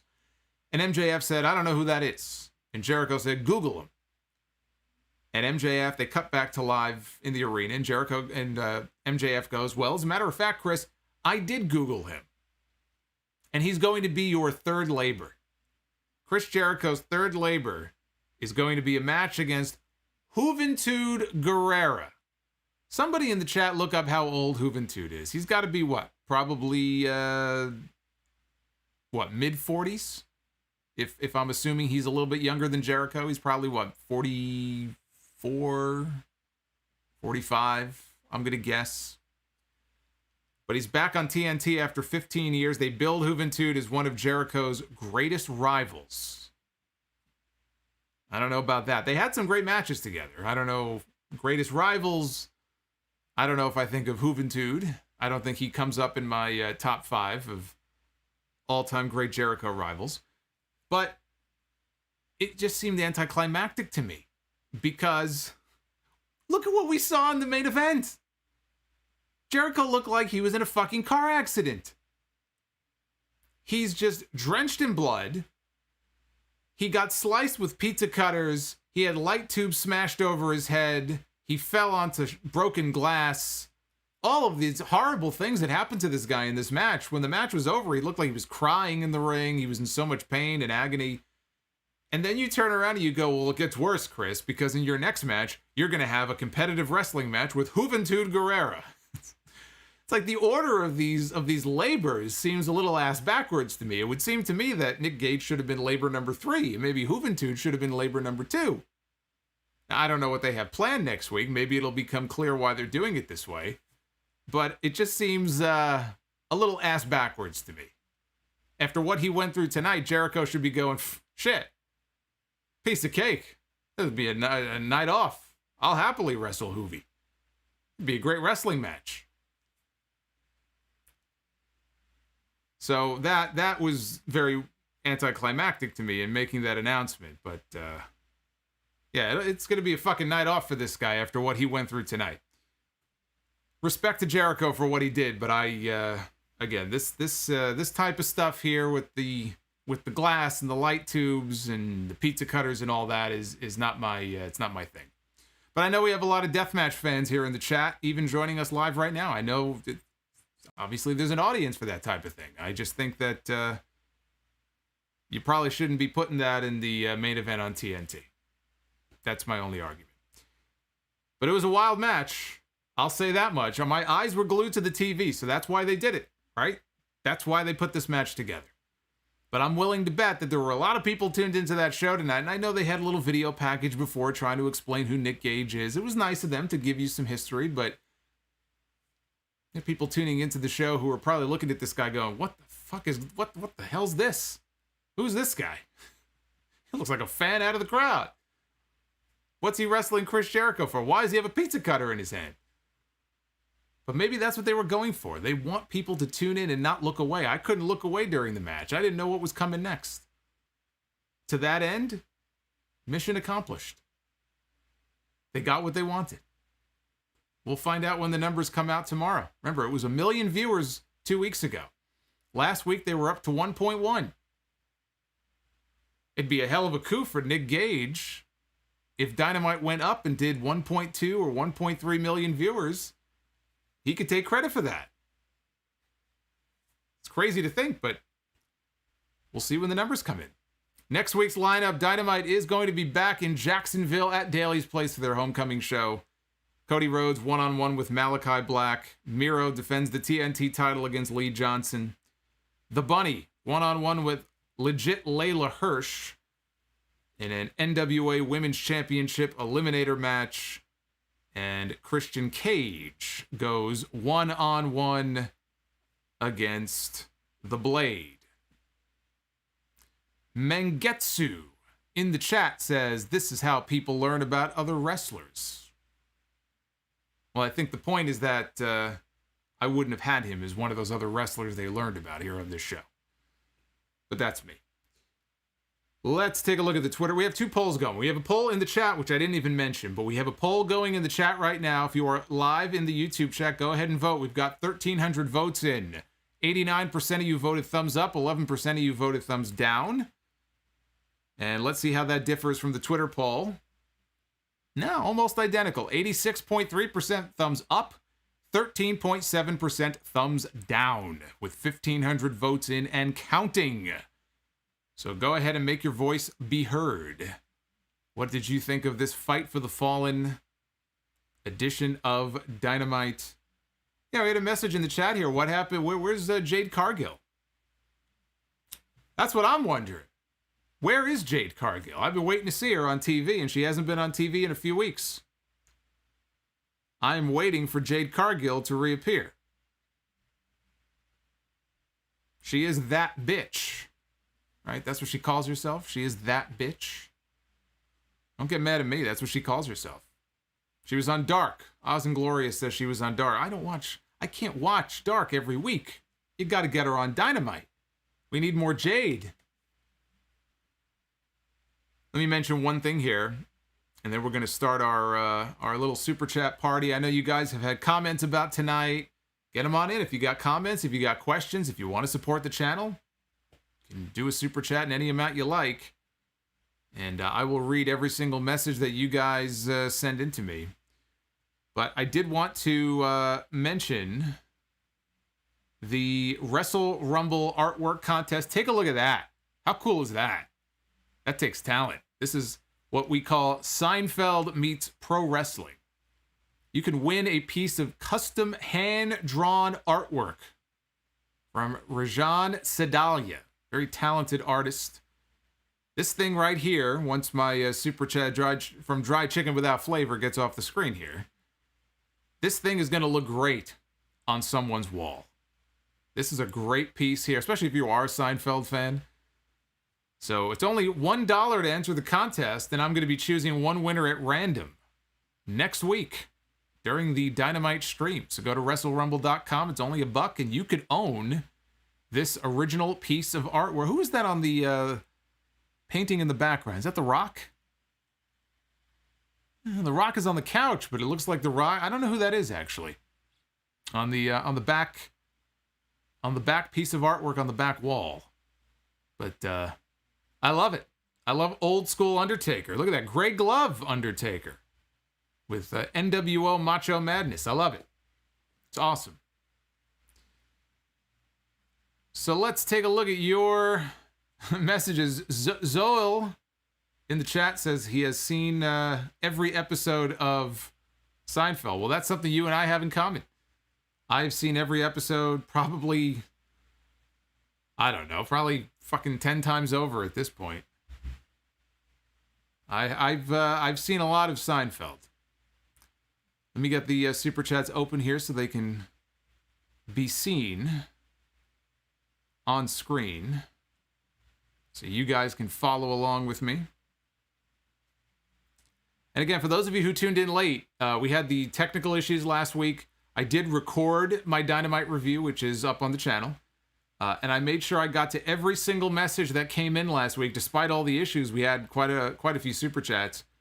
So I made sure to read every one and answer any questions you guys had for me. So if you missed it, you can go back and check that out. So let us take a look here. And by the way, I am going to be getting the very first episode of SE Scoops Live up that I co-hosted with Noah Mark back in 2008 from St. Patrick's Day in 2008. We did 34 of those shows in total from 2008 to 2012. They cannot be found anywhere. I have the only copies of them. And if you are a YouTube channel member, and I saw that we picked up a couple of new members tonight, so thank you to those new members. I'm going to be getting up as part of the retro audio on that top Legends tier. The very first episode should be going up in the next few days of SE Scoops Live. Has not been heard since 2008. So that and episode number 10 of the Sound Off, also from 2008, that just went up the other day.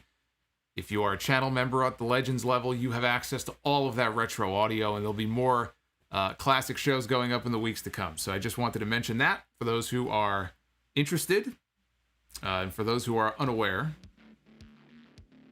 So let us take a look at your super chats. Get some music going here in the background. Let me know if you guys don't hear it.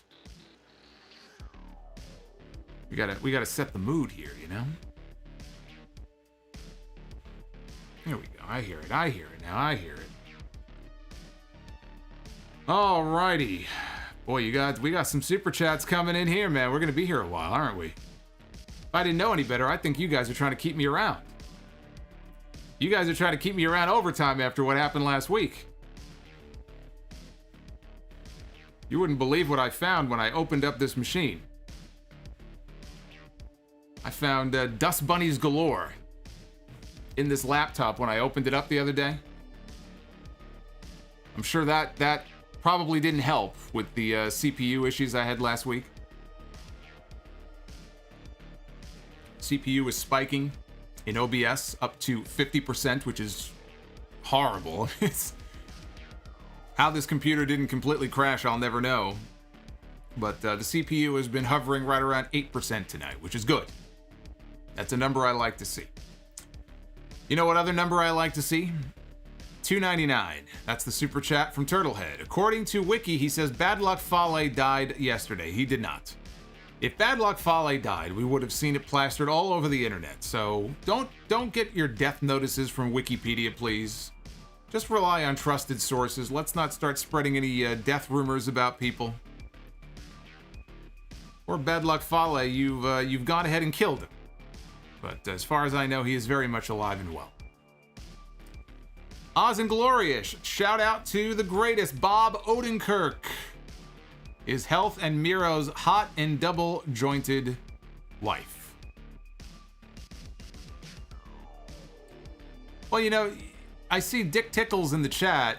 is don't be too hard on yourself. I've had Dell computers for probably going back to the last desktop I had, and I haven't had a desktop computer in probably, I don't know, 12 years.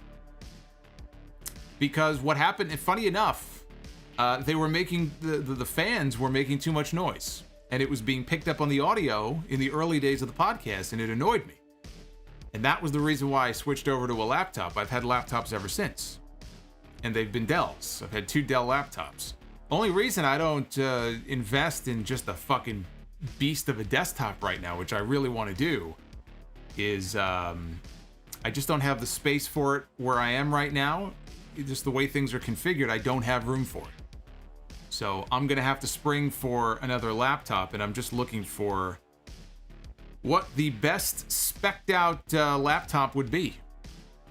I know there's some top of the line gaming ones that are like $4,000. I'm not looking to necessarily go crazy here, but I am looking at another laptop. So, and Dell is on the list, but if you think I should avoid Dell, then, let me know why. If you have recommendations for me, I'd love to hear them. But yes, I am in the market for a new system. So your suggestions and your feedback is certainly welcome. Oz and Glorious, thank you again. Brian Barsoon with the $5. Great Dynamite with insane main event. It was insane. You're right about that. I love that during the commercial break while Gage is cutting Jericho, there was a Domino's ad. That was quite great. That was quite great. Amanda, I've never had an Apple. I have Apple everything else. I don't have an Apple computer. I have an Apple iPhone. I have the AirPods. I have a fucking Apple Watch. But I've never had an Apple computer. I just think for me the learning curve and also I don't know that it's powerful enough. I want power. If I'm gonna spring for something that's gonna be doing some streaming and video editing and stuff, I need a fucking beast of a machine. I need power. I need speed. So I think I'm probably better off getting that with something other than just a MacBook. Ryan Spies, Chaos Project should beat the Bucks for the belt. Now the Dark Order are out of the title picture. Chaos Project should beat the Bucks? I know I said I need speed. I think you're on a different kind of speed. That would be a terrible idea. King of Doug style. That death match should have been the final labor. Yeah, at least labor number 3. I have no idea why it was labor number 2. Unless they have something really big planned for the end. Somebody before said Paul White will be labor number 4, the big show. Yeah, maybe. It could be. He is going to wrestle for them at some point. We have not seen him wrestle yet. Yeah, Carlos recommends Alienware. I keep hearing about Alienware. I keep hearing about that. Yeah, I've been eyeballing that. I might have to look a little bit closer. You know what the problem is? For the specs that I want, I was trying to do, even on the Dell site, you can kind of build your machine and pick the specs you want. I just can't seem to get the specs all lined up, all the specs that I'm looking for, I wouldn't go any lower than 32 on the RAM. I wouldn't go any lower than a terabyte solid state.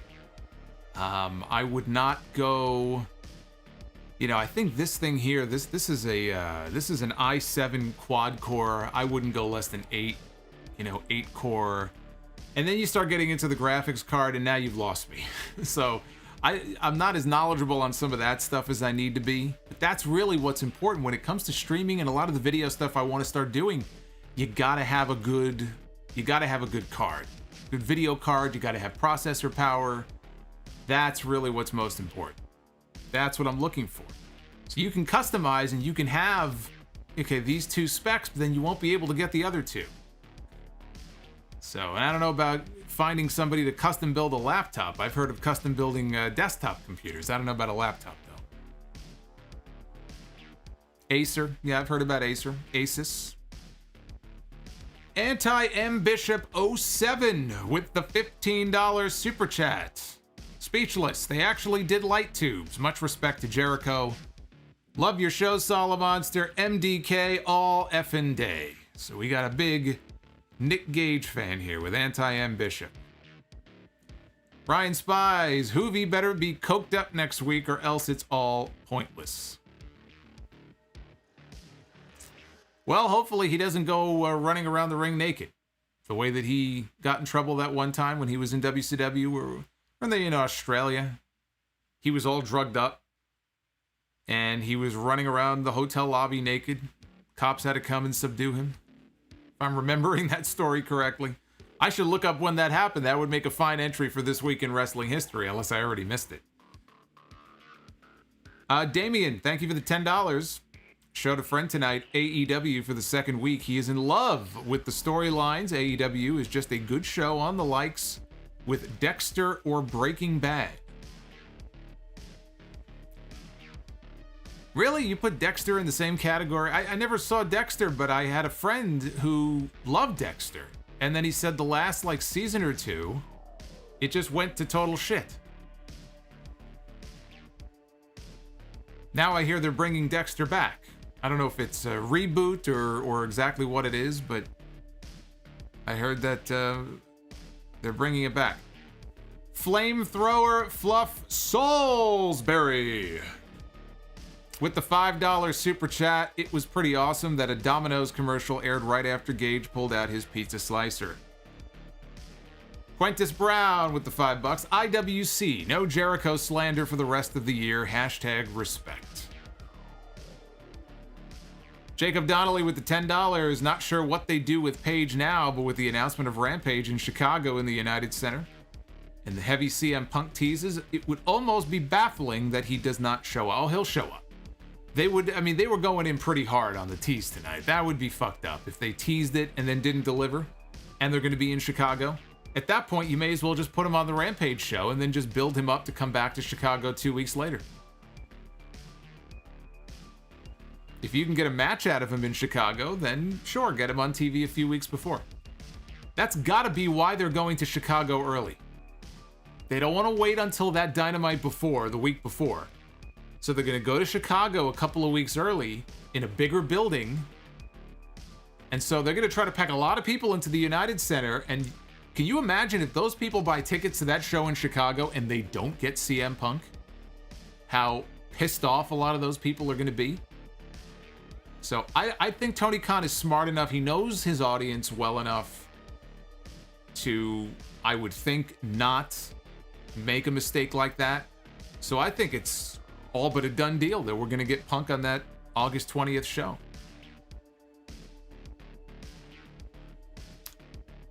Magician Sapphire, tonight's Dynamite was insane. Love the main event. And Thunder Rosa now all elite is a W.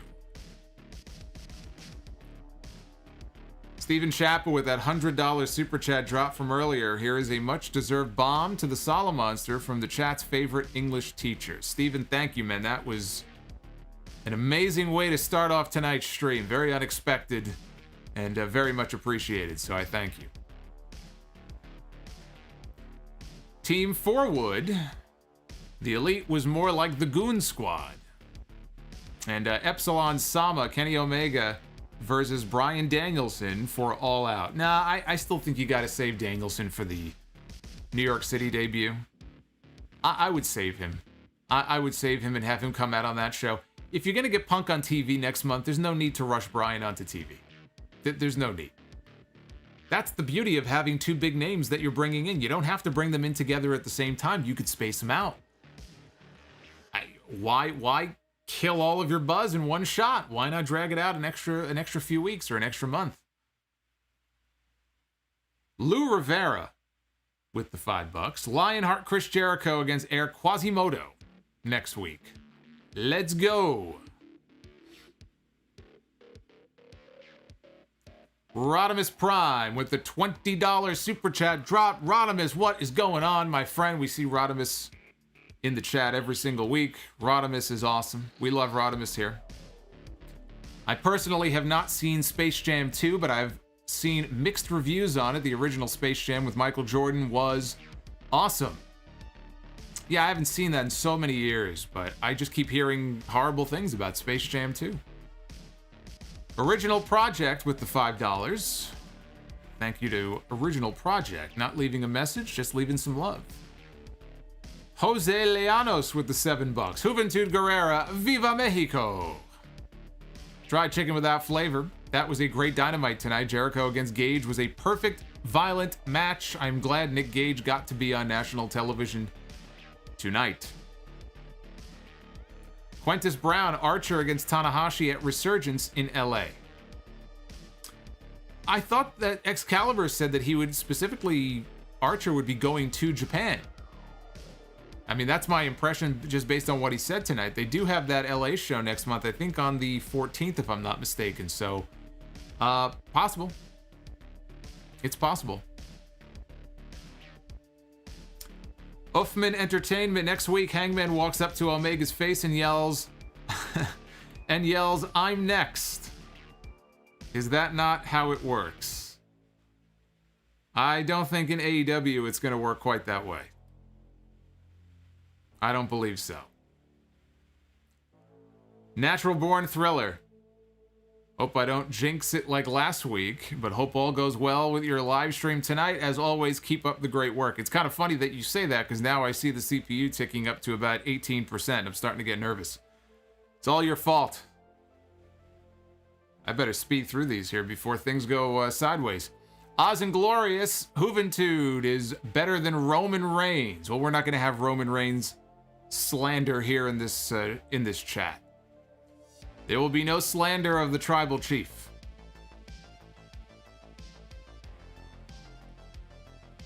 Not after that promo he cut on John Cena on Friday night. Maroa. What's going on, Maroa, with the $10 super chat drop?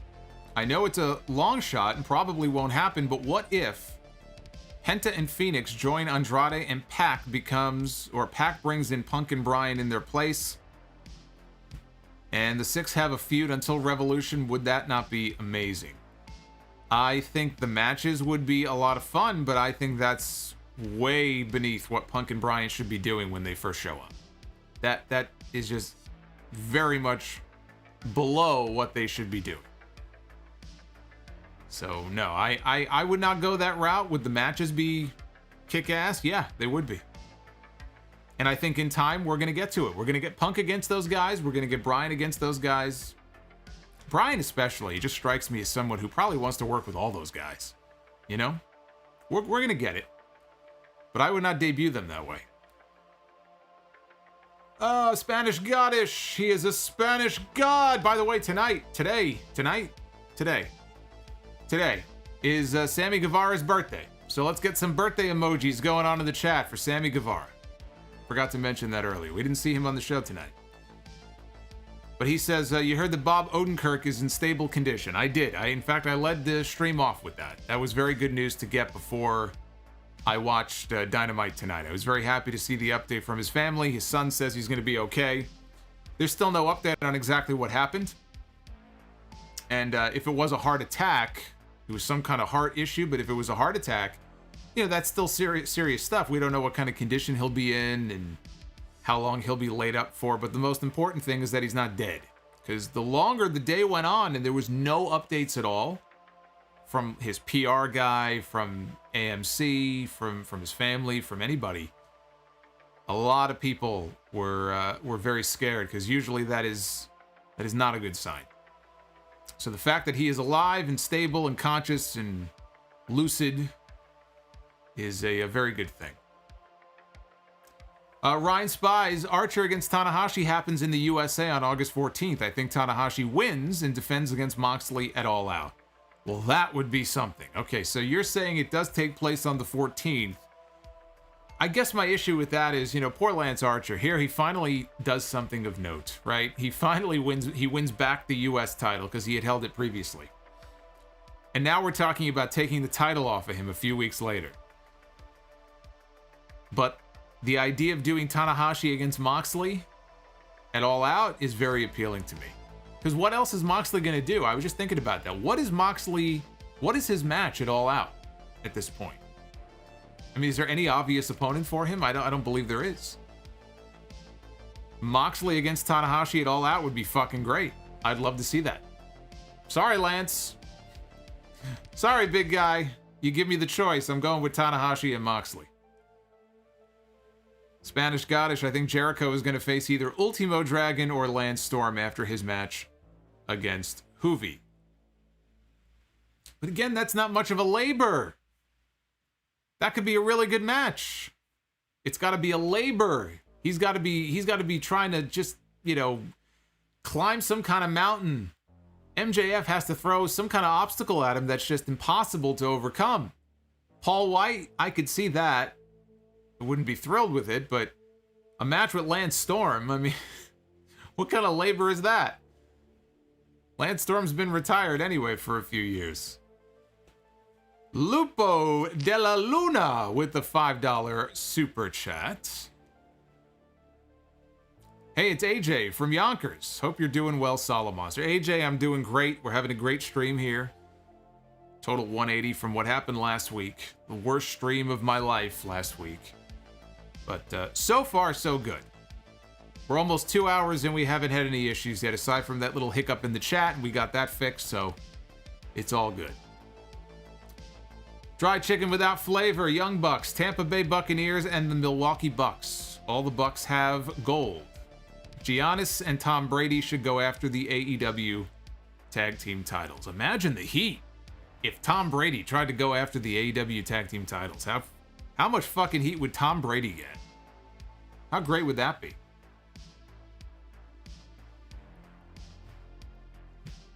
That would be great. Domination Warrior was at Fight for the Fallen. Okay, so Domination Warrior, and shout out to him. He was at the show tonight. He said seeing Nick Gage on national TV was what the cool folks say was a banger. Also, do you think this whole month is AEW's best so far?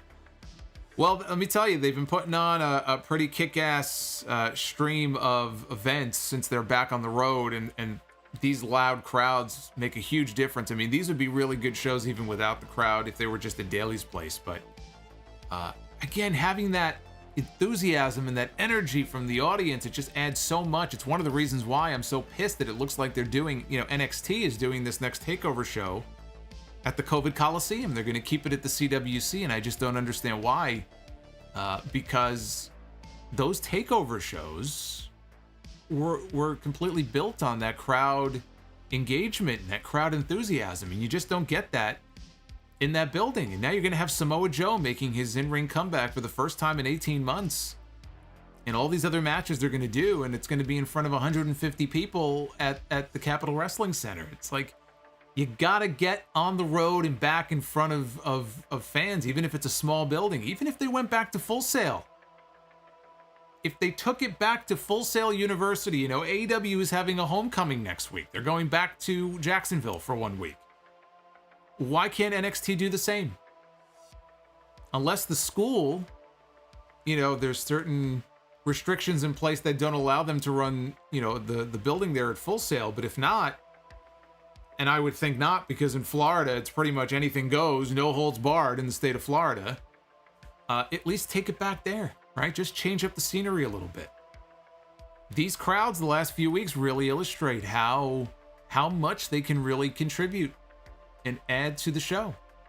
It's just this infectious enthusiasm. Dr. NXT Scorpio. The mods need that overtime pay. Now, we took care of that. We took care of that. Gary Smith. Okay, AEW show, but Solomonster is always 5 stars. Oh, thank you. Thank you very much. That's very nice of you to say. See, and I didn't even have to break a light tube over my head tonight for the stream.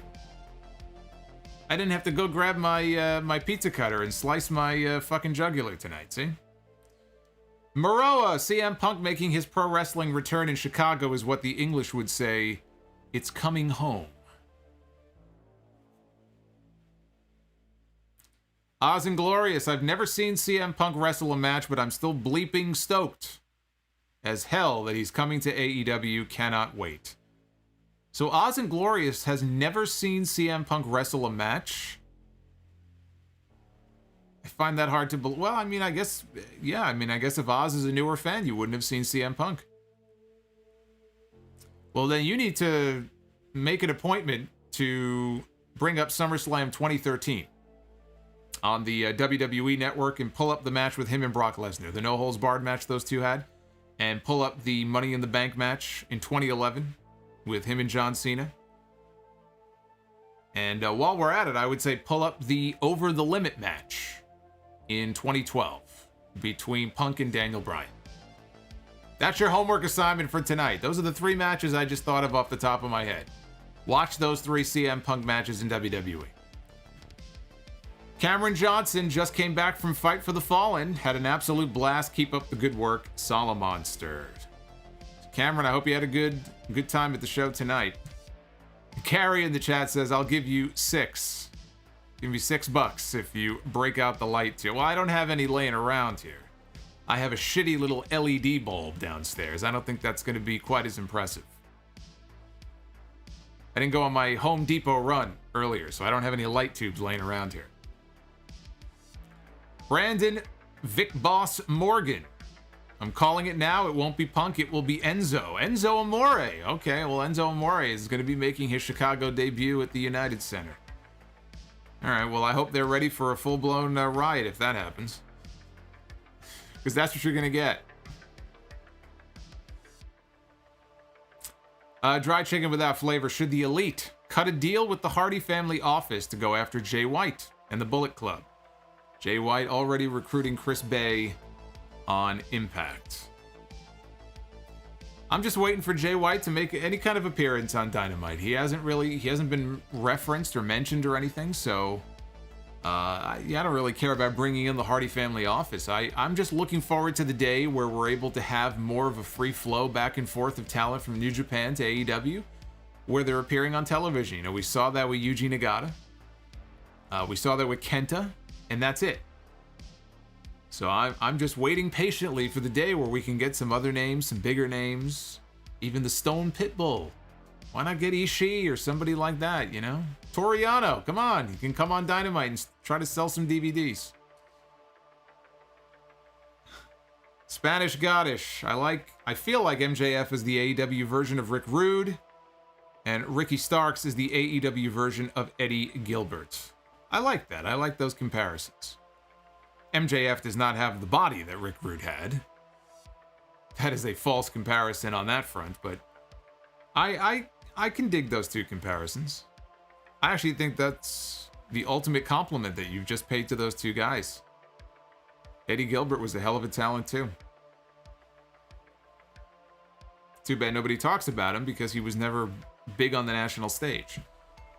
Naif Al-Safar, thank you, sir, for the $15 drop. Naif, one of our loyal listeners.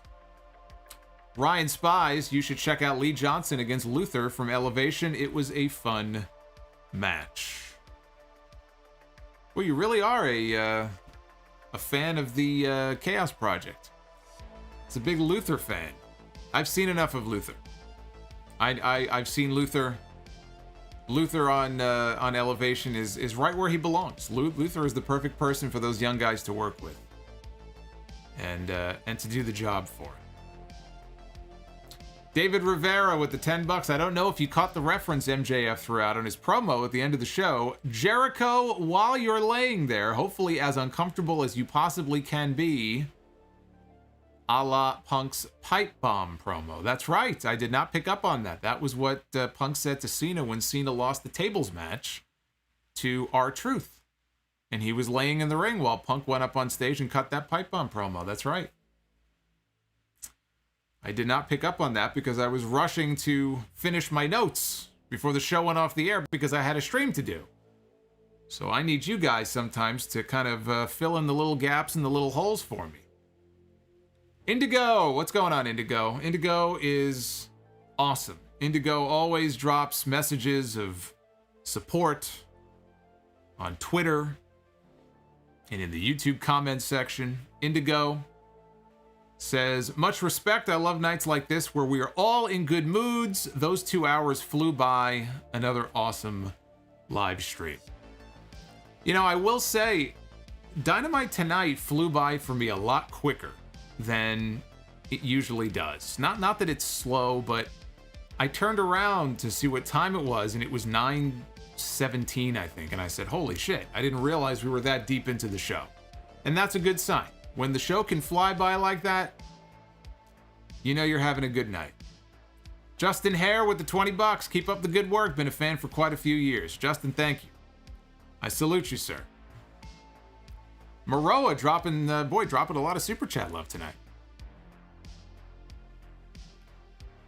Oh, that's great. That's great. Hollywood Jack Perry needs Anna Jay as his manager to work. That's money. And that might actually work if because Anna Jay probably cuts a better promo than Jungle Boy does. So she could cut the promos for him.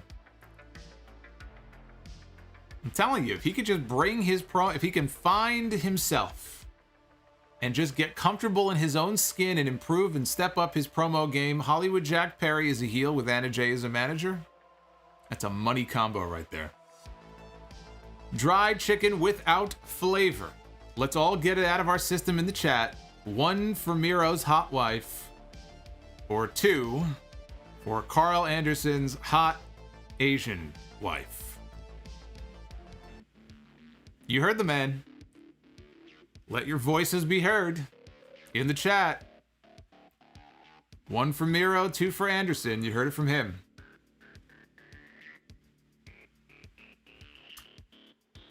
Ryan Spies, Emi Sakura is coming back full-time soon.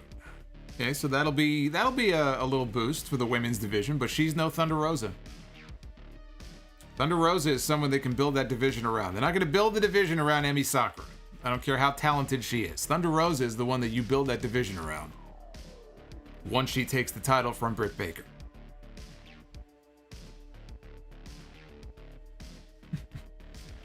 I don't know. It's looking like Miro's got the edge so far in the chat. He's getting a lot of ones here for his double-jointed wife over Anderson's hot Asian wife. Dr. NXT Scorpio, I need that Suzuki Moxley rematch. Stephen Fees. Tanahashi announced the match with Archer will be at the LA New Japan show. So there you go. Rizzo with the $20. I have $1 million idea for you. Go live on Wednesday and Monday nights. I feel like you would be able to make enough money off our angry super chats to retire. Oh, believe me, I've thought about it. I've thought about, and not just for the super chats, but also because there are weeks where I'll watch the show live. Because sometimes I don't. Sometimes I'll watch it the day after. But there are times where I will watch Raw and I will be so upset about something and so animated, and I think to myself, this is going to be the greatest stream ever, right? But then I have something with work the next day or I can't do it, and I'd love to go live on Mondays, and I would consider it. And you're probably right, I probably could retire, just based on those super chats. So I'm leaving a lot of money on the table by not going live on Monday nights, so. Oh, look at this! Look at this, we have the new super chat. There it is, the Solomonster Custom Championship. Cut the promo.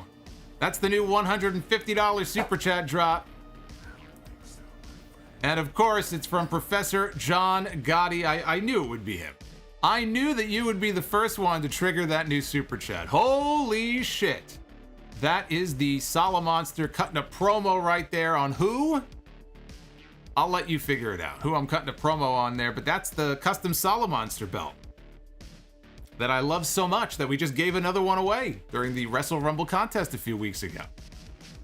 And actually, the person who won it is another New York person in Brooklyn who won the belt, Kenji. It was Kenzie or Kenji? Kenji, I think. If he's listening, shout out to him.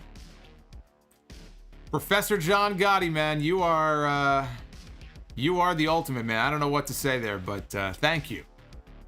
Thank you for all your support. Not just tonight, but every super chat. It just makes my jaw drop. It blows me away. And I had you in mind when I came up with that super chat. I said, I got to change it up a little bit, you know? We got to get a new Solomonster super chat in there. So there you go. But anyway, Rizzo, that's not a bad idea. I had the great Steve Mello, who is responsible for all the artwork you see here on this channel. We collaborate together, and he makes the magic happen. I've had him just prepare some evergreen layouts for me. Evergreen meaning you could use it at any time, and I had him do one for me for Raw, one for SmackDown, and one for NXT. So that way, when the mood strikes, I know I could just plug in the layout and I can go live. We'll see. We'll see what kind of feedback I get. I don't know why you guys would want to put me through that kind of agony, but I would consider it. There's a lot of competition on Monday nights, though. I don't want to step on any toes here, but every now and then there's a Raw that's just so bad, so awful, that I just cannot wait until Sunday to get all the rage off my chest. Oh, look at this. Zoel Ivalis with the $9.99 Super Chat. Although Punk has had some great matches, I agree with you that his strong suit is promos. I was wondering, who else do you put in that category? Great promo and maybe just okay in the ring. This is going to sound like a slight, but it's not really meant that way when I say this, and I'm using him as an example because we're talking AEW here tonight. It makes me think of MJF. Now, we've seen MJF in the ring. MJF is really good. He had a great match with Sammy Guevara not too long ago on Dynamite. MJF can go. I think people do look at him more for his promos, and they don't give him enough credit for the work he can do in the ring. I don't think he's, blow away in the ring, though. So I would say his promo ability is definitely, of all of his skills and all of his qualities, it's definitely the number one. So I think MJF might be a good example of that. Just to give you an AEW example. There he is again, Maroa. Yeah, Beowulf. I was going to mention that on the podcast this weekend when I do my NXT review, but you're absolutely right.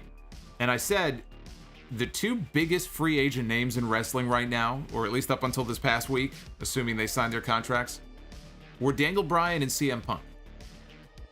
Samoa Joe would have been number 3. If Samoa Joe did not go back to WWE and join the NXT brand, can you imagine Tony Khan pulling off the hat trick and signing Joe, Punk, and Bryan? Because then you got your third guy, right? Everybody was joking, oh, Punk and Bryan, who's the third guy? Riffing on the NWO. Well, there's your third guy right there. You could have had Samoa Joe coming in. You could have brought them all in together. You could have brought them in separately. But imagine that, if he did not go back there and Tony Khan pulled off the hat trick. I understand he's another 40-year-old, but Samoa Joe is one of those rare talents that, you talk about cutting a fire promo. Again, maybe he can't do stuff in the ring that he would have done in his prime in TNA, but Tony Khan would have been crazy not to pick up Joe if he was available. Zoeel. Is it Zoeel? He says, I almost got his name. I tried so hard. I didn't want to butcher it, but is it Zoeel? Because I see the 2 dots on top of the E, and I can never remember what that indicates as far as how to pronounce it. You don't have to change your name. I'll get it right eventually. You got to send me the phonetic spelling, though. Maroa, though, says TNT is okay with having the violence on their network because outside from sports, they need content. And the ratings for their other shows are in the gutter since most people no longer watch TV. Fair point. He also says, oh, hey, Hashway. In the chat. What's going on, Hashway? But Maroa also says, remember Jericho took Hoovie's mask off in WCW. That is true. That is true. He did take his mask. But when I think of his classic rivals, I actually think of Dean Malenko before I think of Juventud. I just don't think of him as one of Jericho's all-time great rivals. They were rivals, but that doesn't make him an all-time great rival. Dry chicken without flavor. I'm pretty sure the parents had put the kids to bed before the Nick Gage versus Jericho match happened. Oh, that's fine. I'm just saying it's just not my, it's not my cup of tea.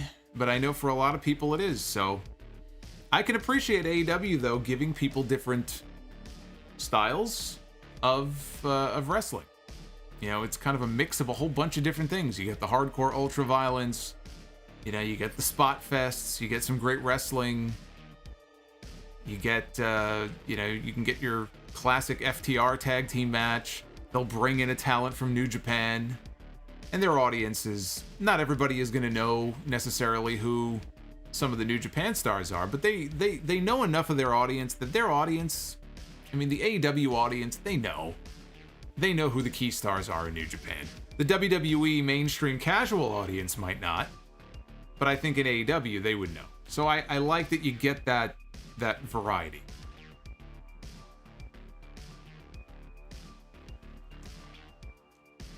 Zoel, okay, Zoel. And Zoel is female. So there you go. I'm terrible with remembering some of this stuff, so I might forget everything you just said by tomorrow. But that has nothing to do with you. It has everything to do with my weird brain, where I could just pop off random wrestling matches that I recommend you guys go back and watch from 10 years ago, 5 years ago, 25 years ago. I'll meet people and they'll tell me their name and I'll shake their hand, and then 15 minutes later I'll look at my friend and go, who was that? Who's that person's name? That's just how it is. Maybe it's my old age, you know? It's starting to get to me. Rob Reed, I think Soothing might be happening on that August 20th rant. Soothing? He says Soothing might be happening on that August 20th rant. Did he mean something? I think you may have misspelled that word. Soothing, that indicates a very different type of Rampage. What kind of soothing are we talking about here? I don't know that I like where this is going.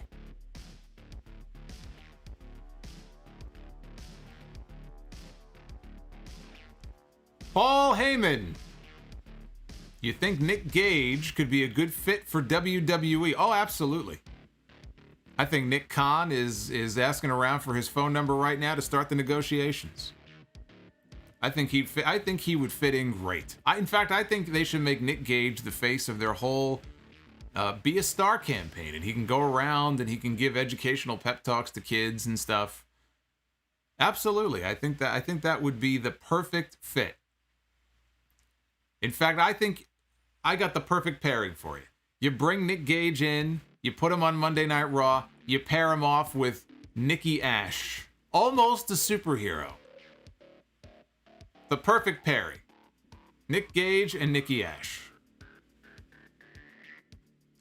Christopher Travers joined the channel tonight. Totally worth it to me. I used to get the Torch and the Observer in the mail years back. Now I come here. Wow, Christopher, thank you very much. That is awesome. Officially a channel member. Always trying to think of new content to crank out for the members. Of course, like I was saying before, the retro audio is the top tier, but I think what I'm going to do is, when I get the audio up for that first SE Scoops Live, that one I think I'll make that accessible to all channel members. So both tiers. But yeah, you get that. All channel members, of course, get the members-only video Q&As when they go up. You get the badges and the emojis and access to the Discord, which if you don't know how to access, drop me a message and we'll get you in there too. So thank you, Christopher. That means a lot. Yeah, see, people are receptive to my idea here in the chat. Nick and Nikki. Sounds like a sitcom. It does. It does. It's an odd couple pairing.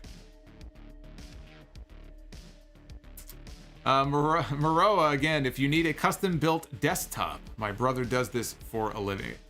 Again, brother, I would love a custom desktop. I have a lot of offers and websites people have directed me to, but I just can't go the desktop route right now. I'd love to. Once the scenery changes here, I'll have plenty of room to kind of spread out with everything that I need. But right now, I'm kind of limited in the space that I have. And also just where everything is positioned and has to plug in, so. Trust me, I'd love to. In due time. Christopher again, he says, hello again from Ontario, Canada. Hope you are keeping safe. I hope you are doing the same. JD Starlord with the $5 super chat. Could Darby's best in the world comment be referring to Bryan instead of Punk? Bryan did call himself the best in the world in Ring of Honor. He did, but again, they know what they're doing. They know what people are going to think. They're going to be in Chicago. Not that people would be upset to see Bryan, but that would be a bait and switch, and I don't see them doing that. There are companies that would bait and switch their audiences. I don't think AEW would do that to their fan base because they know that it would piss them off. I don't see what good that does them to do that. I mean, they are going to be back in Chicago a few weeks later, but the people who buy a ticket to go to the United Center, they're buying a ticket because they want to see CM Punk. And the company knows that. They heard that tonight. They weren't even in Chicago and you heard the CM Punk chant. So I don't think they would bait and switch the audience like that.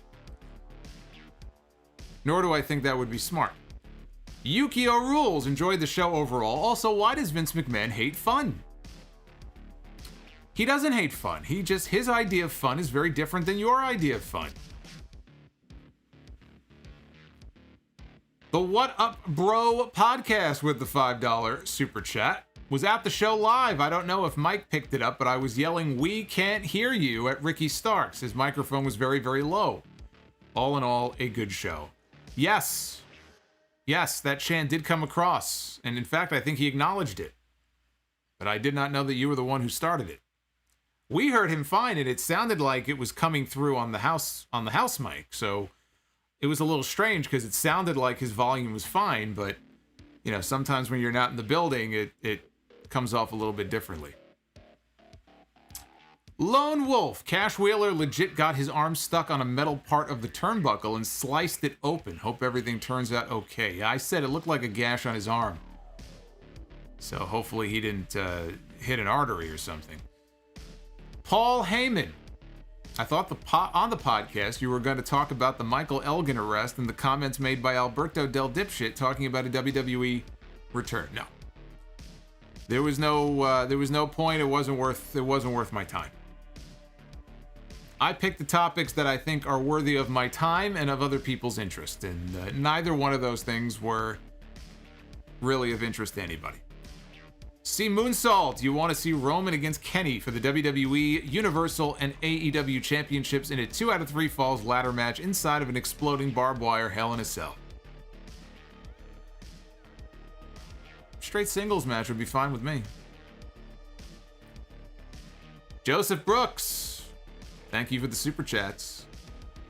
Brian Mahoney, off topic, what do you think of the new Chucky TV series? Since it is on USA Sci-Fi, perhaps he can go and kill Raw Creative. The show looks dope. Has that show started yet, or is it just the preview commercials? Because I don't know much about it, honestly. I think I probably would dig it. I just haven't really paid attention, so I mean, let me know if it's actually airing, because I'll go check it out. I haven't seen it.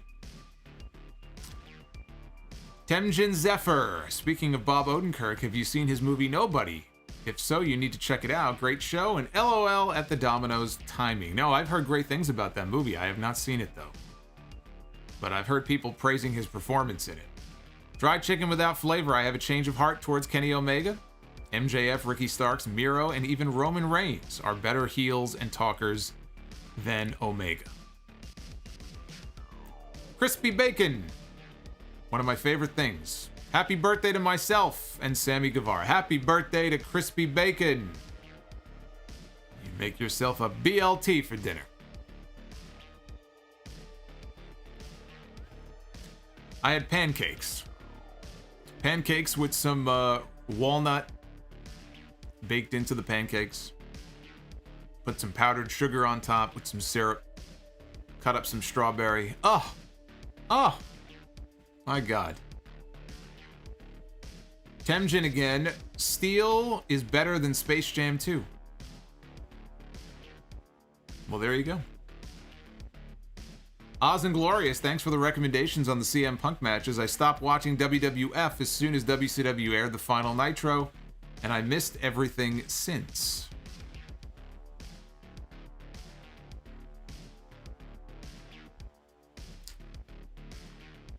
Professor John Cotty, there's that 150 bomb, and I think we are now... Oh, I mean, I guess probably no topping that one. I believe we are now all caught up on your Super Chats. You guys came out in full force tonight. It means a lot. I was really upset about what happened last week, as you could probably tell from the tweet I put up last week. I was pretty bummed out about what happened with the stream, and you guys cheered me up with all your messages last week. So I want to thank you again for all of that. Thankfully, we have not had any, aside from the chat issue, we had no issues tonight. But again, I am looking into a new machine. We're gonna build bigger and better here, so we could do even more fun stuff here on the channel. You're only as good as your hardware, right? You're only as good as the hardware that you invest in. So we'll get everything upgraded soon. Brian Mahoney just dropped $2. Check out the trailer. It premieres on October 12th. Okay, so it hasn't premiered yet. Chucky the TV series. I will have to check that out. And again, if you've seen any of those Fear Street movies, apparently there's 3 of them. They're on Netflix. I only first heard about this yesterday. I'm planning on watching the first one tomorrow. If you liked them, let me know what you thought of those, because I'm all about that. I'm all about any kind of horror series or, movie series like that maybe I never heard of before. It's always fun to find new ones.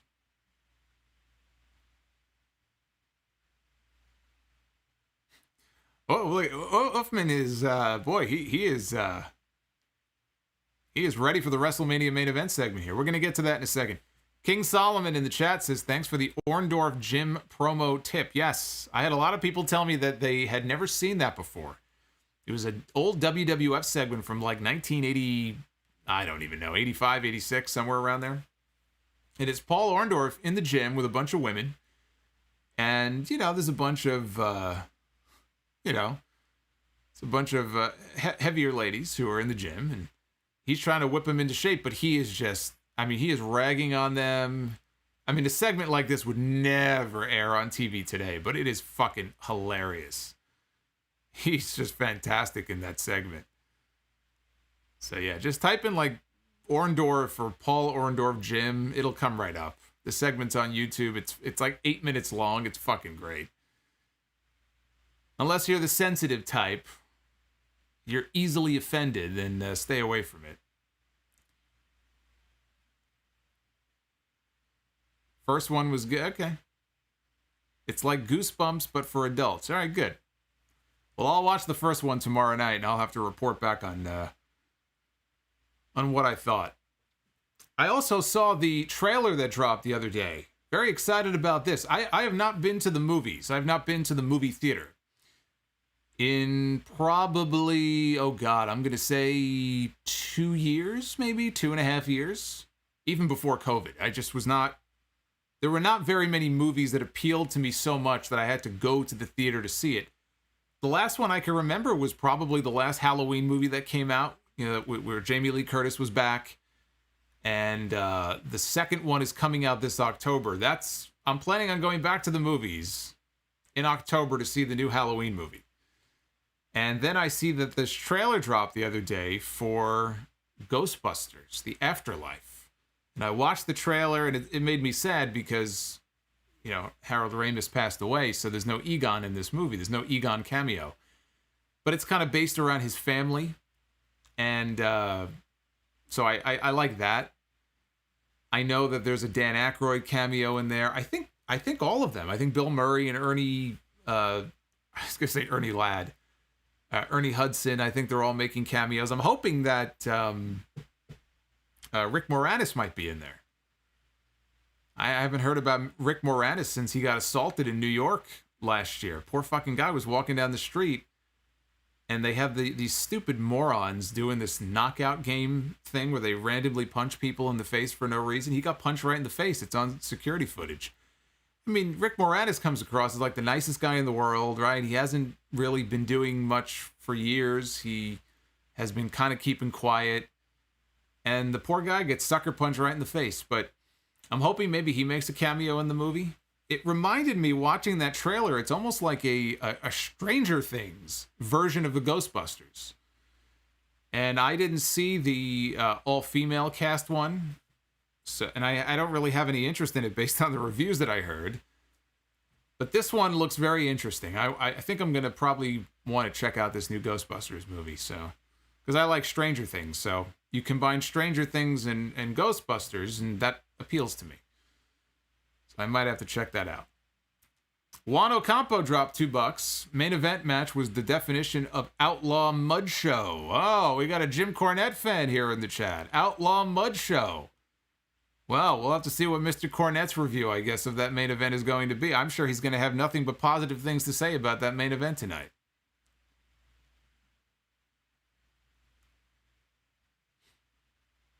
Uffman says you do not have to watch the 2016 Ghostbusters. Well, then I won't. If you're telling me I shouldn't watch it, then I won't watch it. But the trailer for the new one looks pretty good, so I'm definitely going to have to check that out.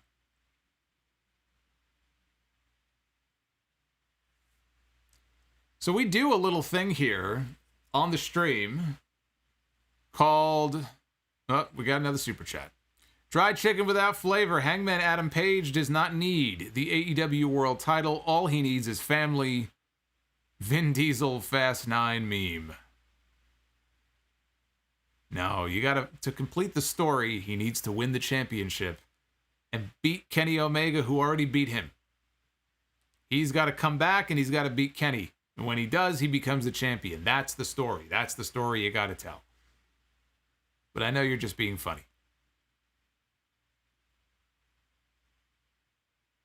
Food Hive, yes, Food Hive is correct.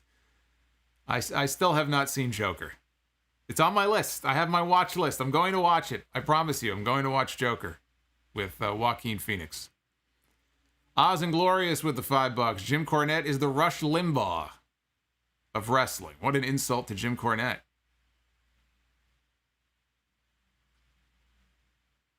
Yeah, no, Ultimate Elite, I have not seen Joker yet. I have access to it.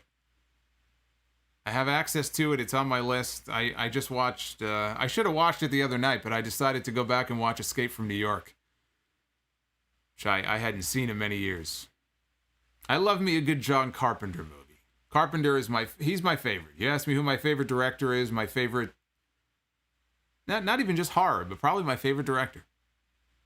I'd probably go John Carpenter. I love a lot of his movies, but I also love the...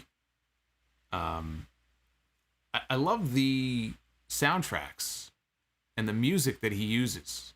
There's a sameness to it, but I love it. It's like that synth wave, retro wave, horror, sense of dread. I love that. I'm a Carpenter guy. Paul Heyman. Can you see Andrade beating Twinkle Toes McFingerbang for the title? No.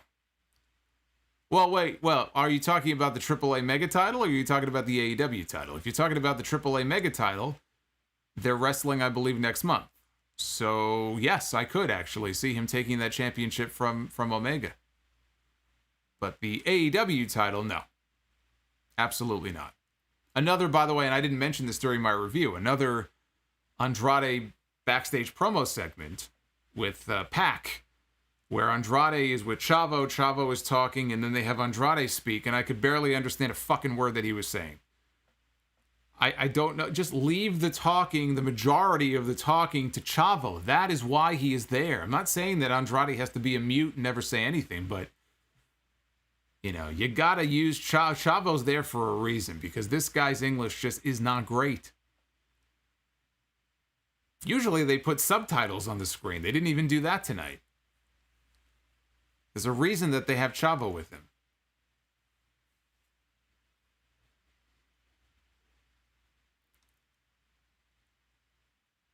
Yep, the thing. His remake of The Thing is one of my favorite movies. But I'm also, me, when it comes to a lot of those movies, I'm also big on the, what's the expression for it? The classic effects. What's the term for it? I just forgot. As opposed to CGI, there's a word for the other. Practical. Is it practical effects? I'm a practical effects guy. And The Thing had a lot of that. To me, it makes it creepier. But I guess if you're a younger person who grew up on, the age of CGI and all that, you would look at a movie like that and go, man, that looks terrible.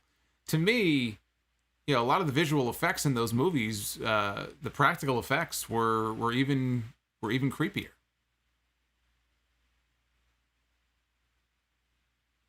Green says, I have to see Carpenter in concert. He does all of his music from his movies. I did not know that. I honestly didn't even know that he was doing concerts. It's the first I'm hearing of that.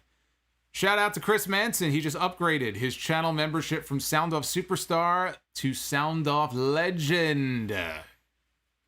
Congratulations on becoming a legend, Chris.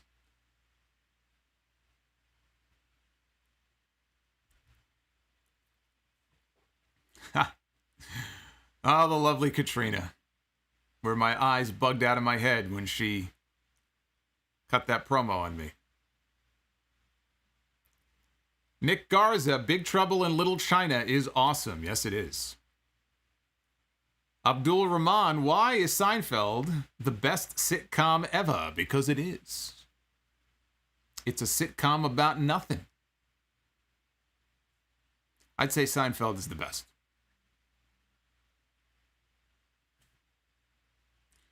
So what I was getting to is we do a segment at the end of our Dynamite streams, and shout out to our good buddy Zinfamous HD on Twitter, who put together this fun little GIF. And we just take it for a spin. It will randomize, and we're going to land on two different superstars, and the two people it lands on is the match that I have booked for the WrestleMania main event. So let's give it a whirl. Let's see what the match is going to be. I've had mixed luck with this before. Participant number 1. Bully Ray. See, I actually thought Bully Ray was a good cat. When I was watching Impact at that time, I was praising Bully Ray. Bully Ray was a good character. So, let's see who Bully Ray... I don't know that I'd put him in the WrestleMania main event. But let's see who Bully Ray is going to be facing. Bully Ray and Bobby Lashley. The Almighty. Hey, at least I picked the WWE Champion. Look at that. Bobby Lashley and Bully Ray. What do you guys think of that as a WrestleMania main event? What do you think of that? Oh, wait, hold on a second. I'm getting a memo here. Hold on. I'm getting a memo. Wait. The general manager has come out, and he has indicated that this has now turned into a triple threat match. So we are going to add one more star here to the WrestleMania main event. And that person is going to be R-Truth. Bully Ray, Bobby Lashley, and R-Truth. I should have quit while I was ahead. There you go. Here's your WrestleMania main event. Boy, it's a good thing I don't have my promotion. Dr. NXT Scorpio says -5 stars. EJ Slemp dropping $5 here on the stream. Missed the show because I was driving home from a road trip. I went to Rock and Roll Hall of Fame today and thought of you when I saw Hall and Oates, the greatest of all time. Give me John Carpenter and Hall and Oates, and I'm a happy man. Granny, hell yeah. See, I actually have not been to the Rock and Roll Hall of Fame. I've been to the Hockey Hall of Fame. I'm not even a hockey fan. But when I was in Canada many years ago, I went to the Hockey Hall of Fame. I have a picture next to the Stanley Cup of myself with the cup. But I've not been to the Rock and Roll Hall of Fame. Was that Cleveland? I think it's in Cleveland. Is that why they say Cleveland rocks? Is that where that comes from? Granny Hell Yeah just finished Dynamite. What a main event. Last Labor is a Wardlow with a gun match. I don't know about that. Turtlehead, I feel the Gage match got over what it was supposed to. Put him in front of a big audience and gave his fans a match nobody thought would happen. Look, I'm sure for his fans, that was great. They loved seeing him on television doing his thing tonight, and he didn't take it easy on Jericho. So his fans got exactly what they were hoping for, and it fit the story of MJF putting this guy through hell. I just think it's weird that you go from being cut open with pizza cutters by Nick Gage to having a match against, Juventud Guerrera. It just doesn't make a whole lot of sense to me, but thank you, Turtlehead.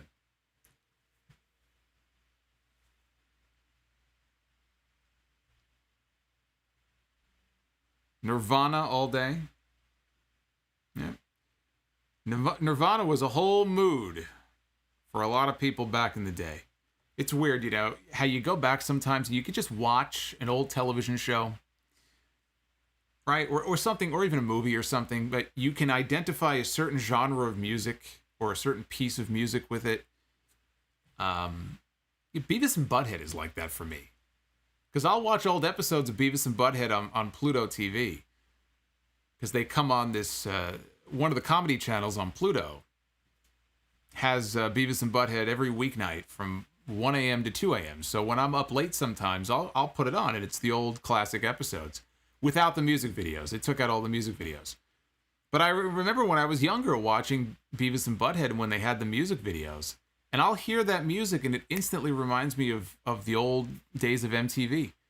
With Beavis and Butthead and Daria and Aeon Flux, the cartoon, and Singled Out with Jenny McCarthy. And it's weird how those moments in time and certain pieces of music can just kind of transport you back to a certain time in your life, or it could trigger certain memories.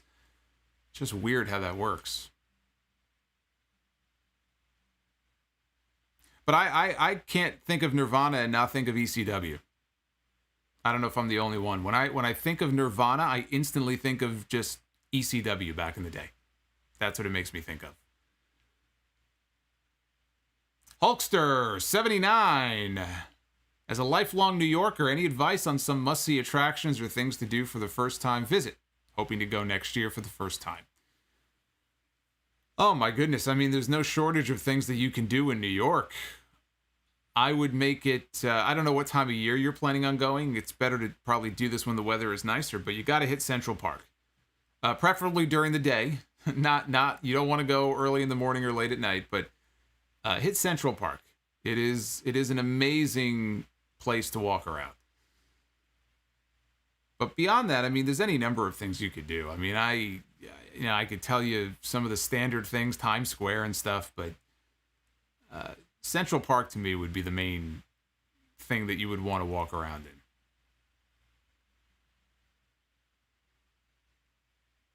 Sam says Nirvana makes him think of DDP. That's true.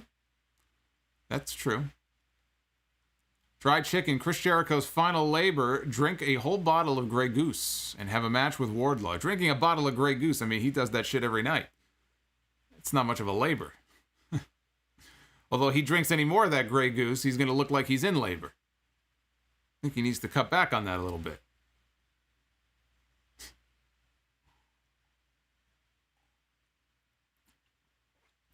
Chris Manson says, remember your Hall & Oates concert and the guy from Train performing for over an hour? Yeah, I do remember that. My very first Hall & Oates concert I went to was a few years ago. I finally went. Me and my brother, we went to go see him at Madison Square Garden. And we didn't realize it was really Train with Hall & Oates. So, like, fucking Train is singing all their songs 90 freaking minutes before Hall & Oates even came out. I go, did I walk into the wrong concert here? Like, where the fuck am I? What is this shit?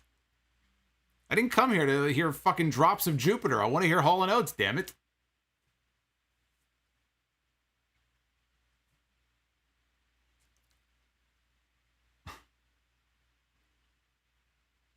Alice in Chains. Yeah, I think of them too. I think of Alice in Chains.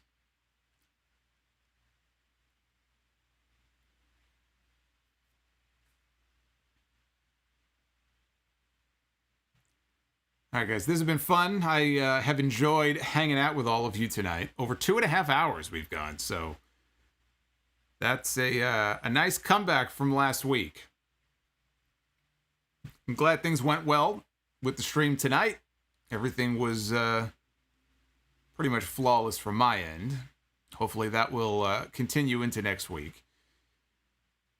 And I'm going to be back with you on Sunday for episode 715 of the podcast. We're going to be talking Raw, SmackDown, NXT, this week in wrestling history, right? The final weeks.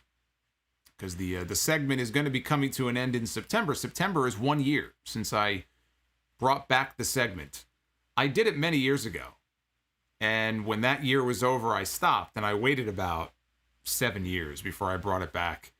It may be another 7 years. I mean, I'm still going to talk wrestling history on the show, obviously, from time to time. I'm trying to think of what I want to replace it with, if anything. But I think the biggest thing I'll do is, we'll start to bring back those big mailbags. So you guys start emailing those questions to me again.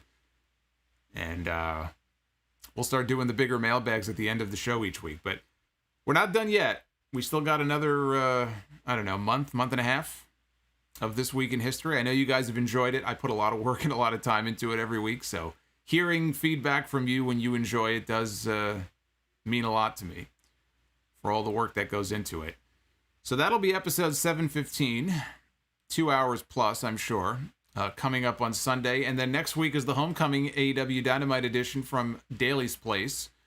And that will be our first Dynamite stream for the month of August 4th. And don't forget, we have the artwork that is going to be up for grabs in the contest next week, Wrestle Rumble. There it is right there. You can own that. That is hand-drawn custom artwork. Seinfeld meets pro wrestling. You could own this piece. You could put this on your wall. And all it costs to enter the contest is $1. And then I'll pick a winner on the live stream next week to take that little piece home. We're trying to, vary the contests a little bit. Instead of just doing belts all the time, you do artwork and other things. So, and there'll be another belt contest as well for SummerSlam coming up next month. So all the kudos to WrestleRumble.com for putting the work in on that. I'm just here to do the contest and pick the winner, man. That's why I'm here. Thank you again, guys. I want you to have yourselves a fantastic rest of your week. And again, shout out and happy thoughts to Bob Odenkirk, who is in the hospital but is alive and is doing well and hopefully continues to do well. We love Bob Odenkirk. Be well, stay safe. Don't get into any fights with anybody with pizza cutters and light tubes. And I am going to see you guys back here next week for more Dynamite. And if you do want to join and become a channel member, I'll put the information up on the screen for you right now. Until then, take care, guys. Thanks for a great night.